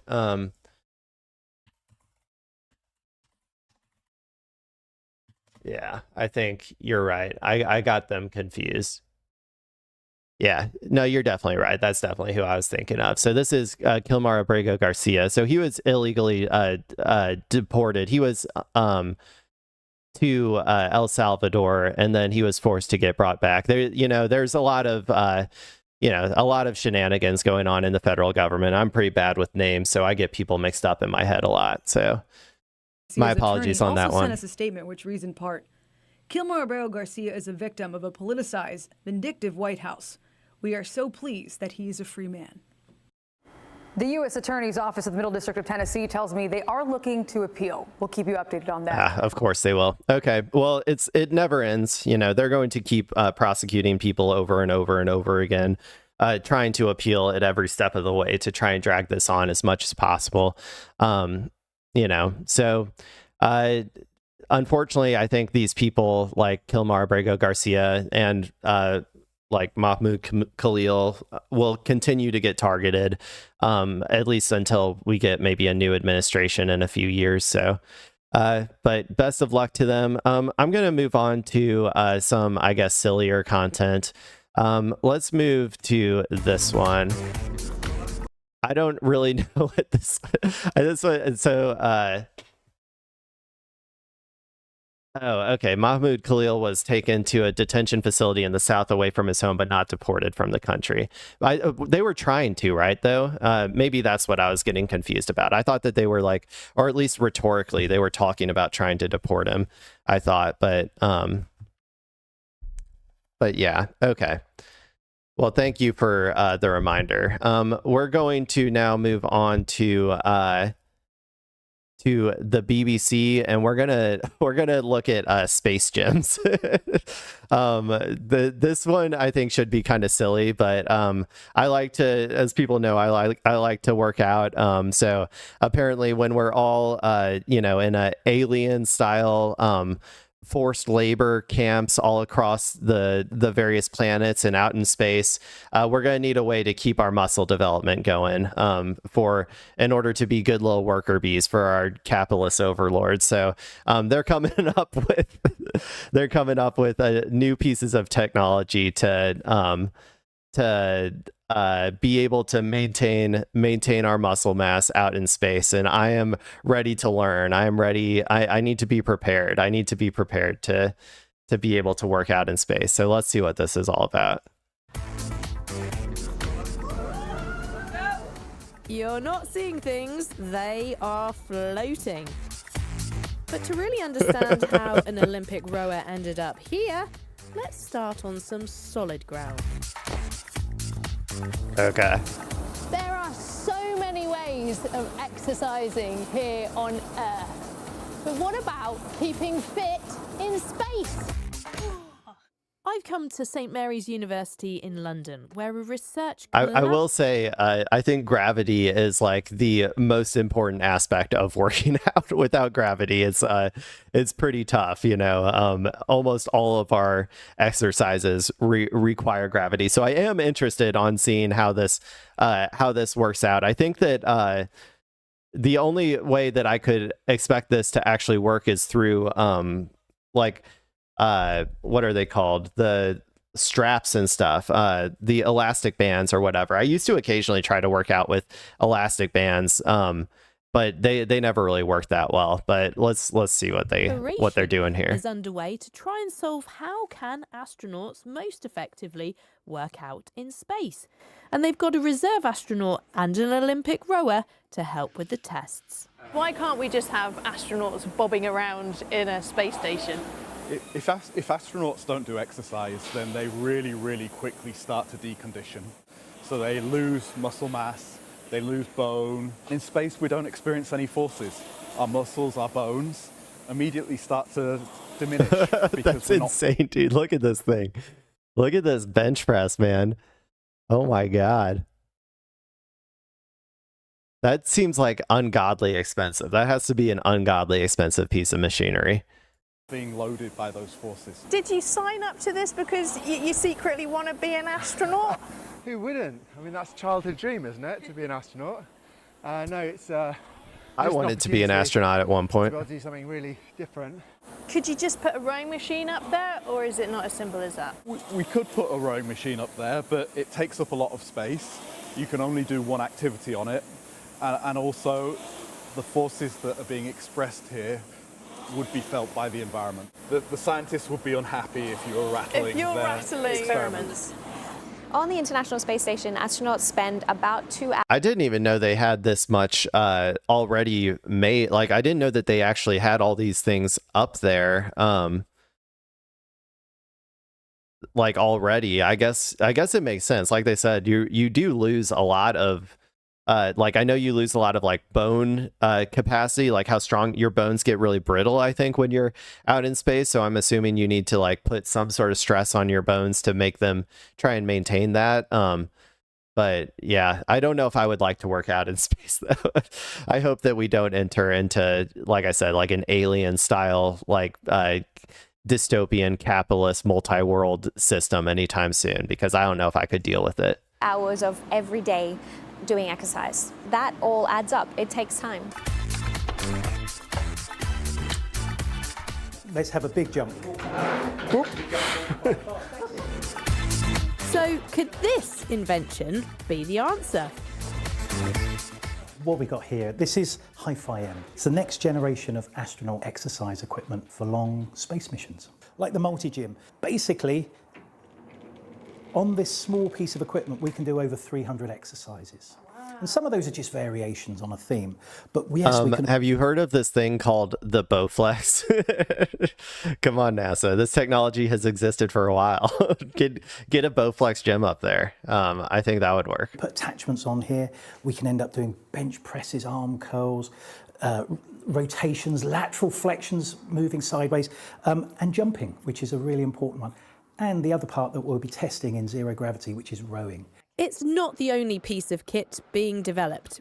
Currently, there's a space gym race with scientists and engineers worldwide competing to present their best solution to the problem. Yeah, we got up to 110, so, you know, just with 10 jumps. It is hugely exciting that we have exercise devices like these that are coming through that mean that we need to spend a lot less time, because time on the space station is incredibly valuable.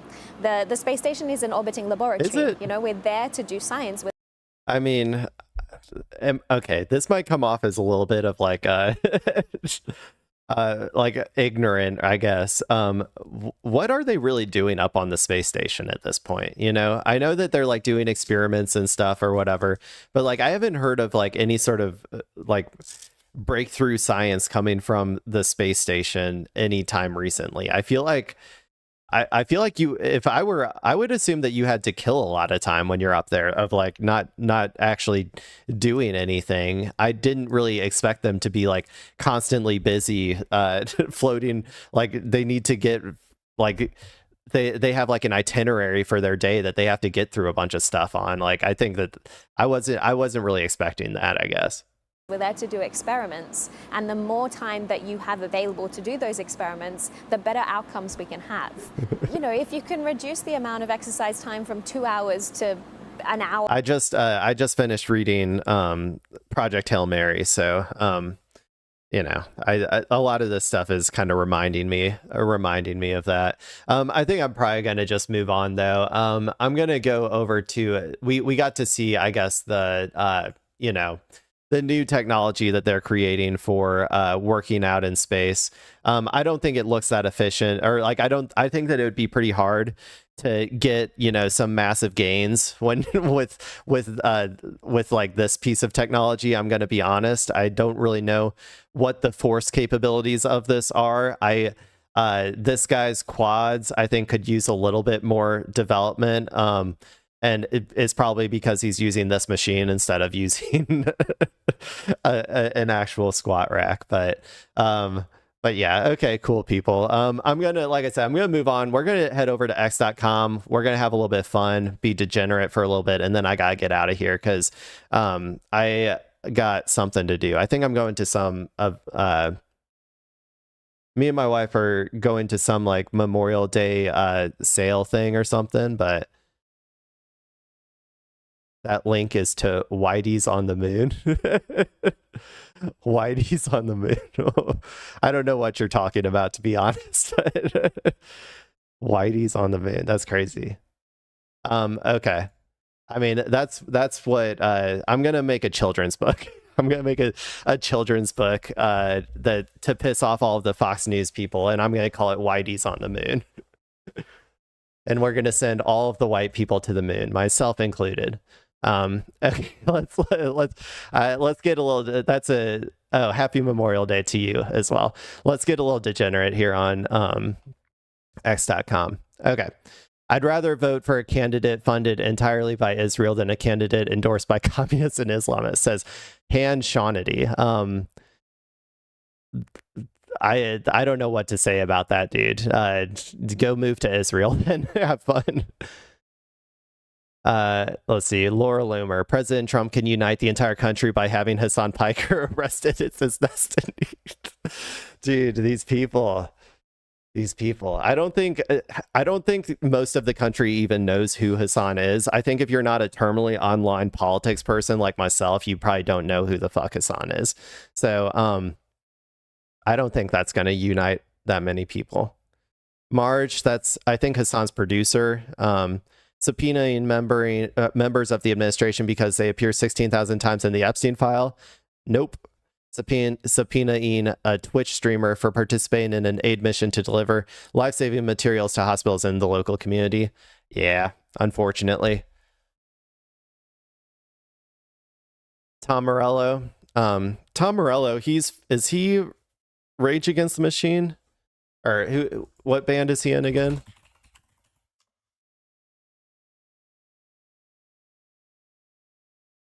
Yeah, Rage Against the Machine. Okay. Yeah, Rage Against the Machine. I think a lot of people like a lot of the people who like Rage Against the Machine are like weird like reactionary conservatives and stuff, and it's like, do you not understand what the machine is that they're talking about? Like the band, like literally the band name Rage Against the Machine. Like they like, I know that like one of the Rage Against the Machine band members turned into like kind of a reactionary, I think, but in general their message was always like anti-war, anti, like I think anti-imperialist, like they've always been like pretty like relatively, I guess, radical, for as radical as you can be as like a, you know, popular band, I guess. But so when I hear like Tim Pool and these people like get pissed off about Rage Against the Machine, like being anti-Trump or something, I'm like, yeah, no shit. Like they're anti-fascist. Like they were also, I think, anti-fascist back then as well, man. Well, are you gonna get pissed off at Green Day next, like for their American Idiot album, which is literally all about George W. Bush? Like, do you not? They don't understand how to like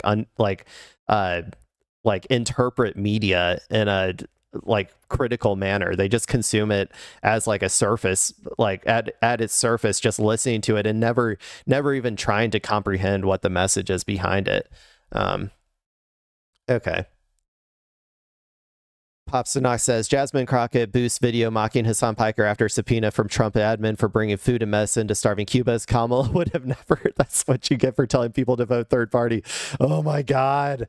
These people, God damn it, fucking hate.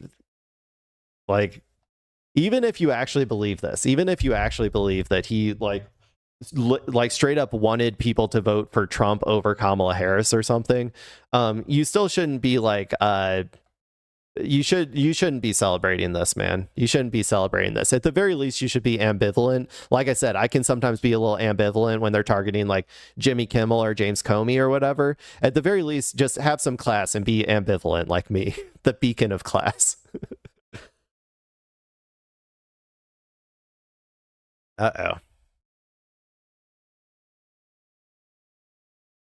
Oh, that seems like was just accosted on the subway for being Jewish. That's not okay. If anyone's saying, are there any Jews on this train? Where are the blank, the K words at? Yeah, that's not okay. What is this? That's the dude from Chapo, I think. I forget his name. You are not someone who has a boring ass podcast where he talks about praxis to 10 listeners. It's because you have a huge audience. Molly Crabapple explaining what scares the establishment and mainstream media about Hasan. There's a power in numbers. There's so I'm tired of talking about Hasan. I'm just gonna keep going. Unfortunately, Twitter is like the space where everybody is talking about Hasan 24/7. So we might I love you this much. That's a big wingspan, dude. That's a lot.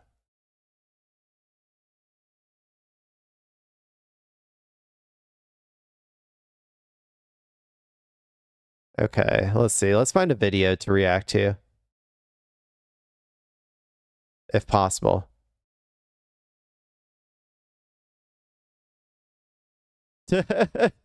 Israel did not make Eurovision political. The boycott campaign against it did. Israel did not make believing rape survivors political. The people who mocked Hamas victims did. Dude, you shouldn't be talking about this right now, man. It's not a good look. Everybody knows what you're doing to the Palestinian prisoners, the hostages that you hold in your torture dungeons, okay? You shouldn't be talking about that right now. Israel did not make Hebrew, the Jewish language, political. Authors who refuse to translate. What the fuck? Dude, this person is man, I don't know what to say, man. I don't know what to say. You said good exposure for Hasan, silver lining. Yeah, I mean, that's kind of what I was talking about before, is that I think that there is a silver lining in this. Not exactly as exposure for Hasan, in my opinion, which, I mean, he will get more exposure, but I think more exposure for the the plight of the Cuban people is what I think might be the silver lining. If they keep this in the news story enough, more people are going to be like, more, I think liberals are going to be concerned about Cuba because of the news story. And then when Trump inevitably like decides to try to destroy Cuba, or, you know, go to war with Cuba or whatever after the Iran situation is over, hopefully there will be even more backlash to that from the liberals, just because of awareness, right? Because the liberals a lot of the time have like kind of forgotten about Cuba, or like they don't really think about it that much. And I think a lot of, you know, the corporate Democrats and stuff, I think a lot are aligned with Trump in terms of trying to destroy Cuba.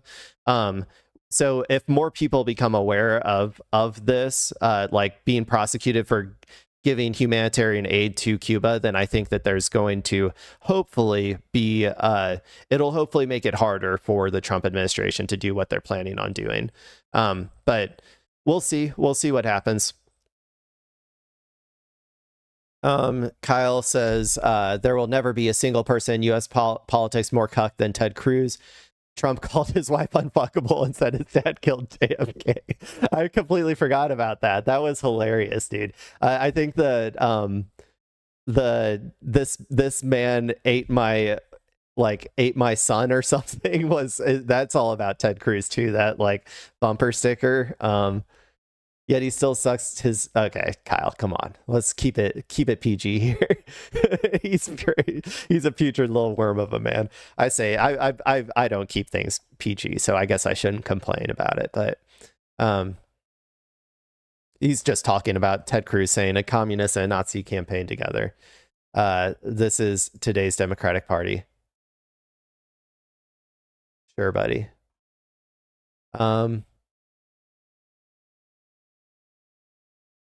Oh my God, dude! Someone turned on the Israeli propaganda faucet on Twitter lately, because it's been pumped to my feed like fucking no other.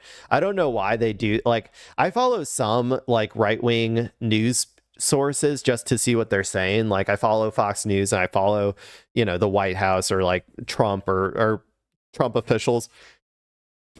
But Twitter like has been like pumping Israeli propaganda like crazy the past like week and a half, it feels like. Tell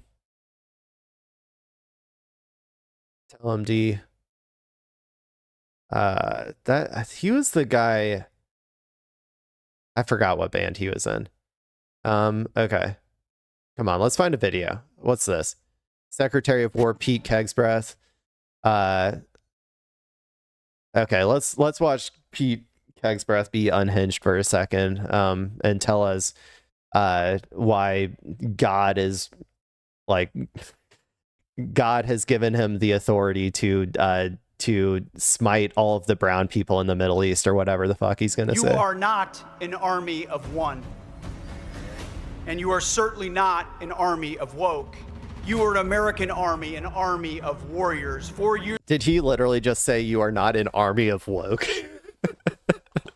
This is parody, man. This is like literally like parody. I can't believe our country is so unserious. This is insane. One.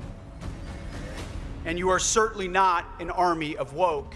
You are an American army, an army of warriors. 4 years ago, you raised your right hand and said, "Send me." The call is send us. Okay, wait a second. Send me. Woke. Maybe woke? I see 4 wokes right here. I see 4 wokes right in this picture. Secretary of War Pete Kegsbreath. You're failing in your mission. You need to eliminate the wokes. The call is send us. Woke. I'm just joking, people. Not send. I'm talking from their perspective. They're anti-DEI people. I'm making fun of them a little. Not send she, not send they them. What? It's send us, not send he, not send she, not send they them. As he shows the she. Oh my gosh, man. These people they're wild. Didn't they get rid of didn't they like no longer allow trans people in the army anymore? An army of one used to literally be used for recruiting. Yeah, I mean well, not anymore. Well, they're remaking it. They're remaking it in honor of Pete Kegsbreath and his like white crusaders. So, but Not man, send this is he, wild. not send she, not send. My cat now is getting all up on my desk, knocking everything over. He heard. He said it's an army of one cat. They, them.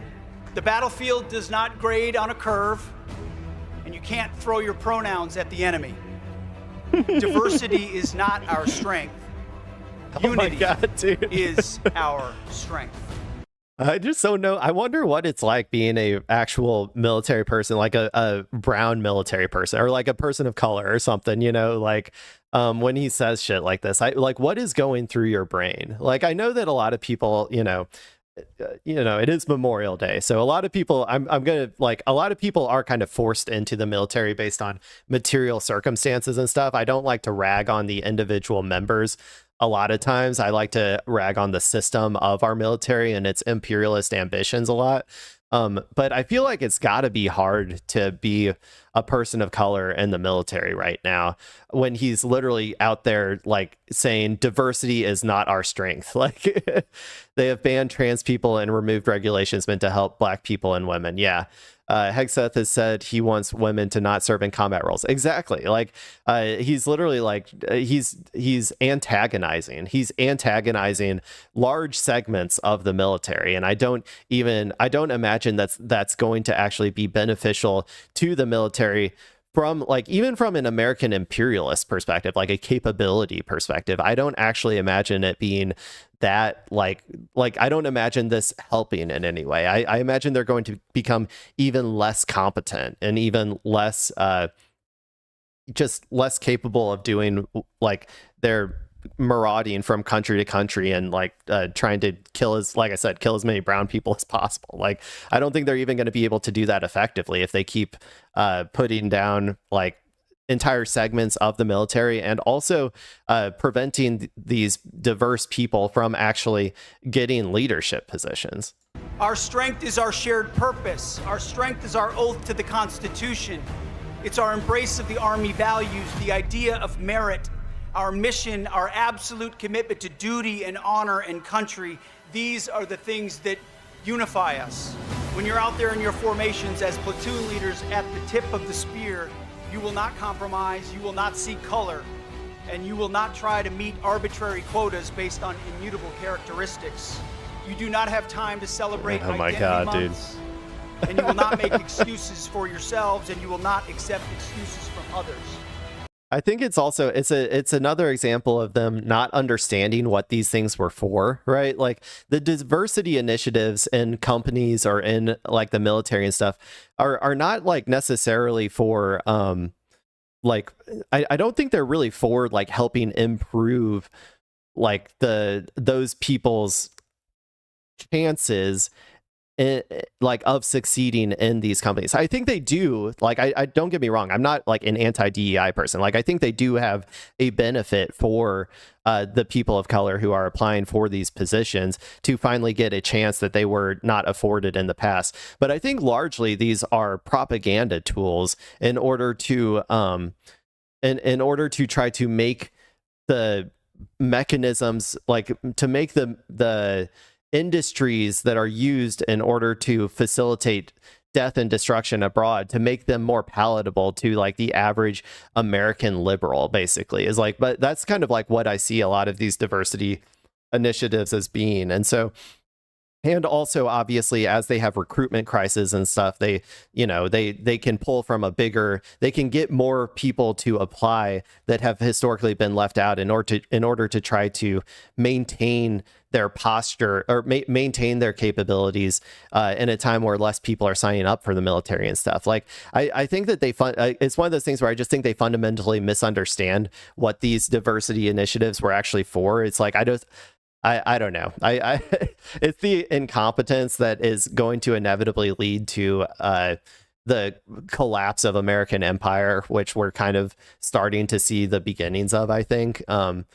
I don't know. It's just kind of interesting. It's very interesting situation. Also, he's such a fucking loser, dude. Look at him in his all black suit. Like, he thinks he's such a fucking badass. You know, when he was walking down this and doing his fucking photo shoot, that he thought he looked so badass doing this shit. And it's so cartoonishly like 12-year-old coded that I cannot get over it. You will lead. What makes us different is that we don't fight because we hate what's in front of us. We fight because we love what's behind us. May Almighty God bless the United States Army, and may Almighty God continue to bless this great republic, the United States of America. Beat Navy. I mean, I've said it before and I'll say it again. I think Almighty God has forsaken the United States. Given how unsuccessful we were in Iran, I think Almighty God is like, I'm done. I'm out. I gave you your chance. I'm done. Man, okay. That was a kind of fun one. I think I'm going to go ahead and end it on that one, people. I got to get out of here. I'm supposed to be somewhere at 9 o'clock. So that's it. Thank you, Will, for talking, hanging out. I hope you enjoyed the stream. Everyone else, you suck. No, I'm just kidding. I also, if you're watching it, I love you too. If you're watching the VOD, love you as well. Thank you for watching. This has been Technically Clay, and the stream is technically over. Bye-bye.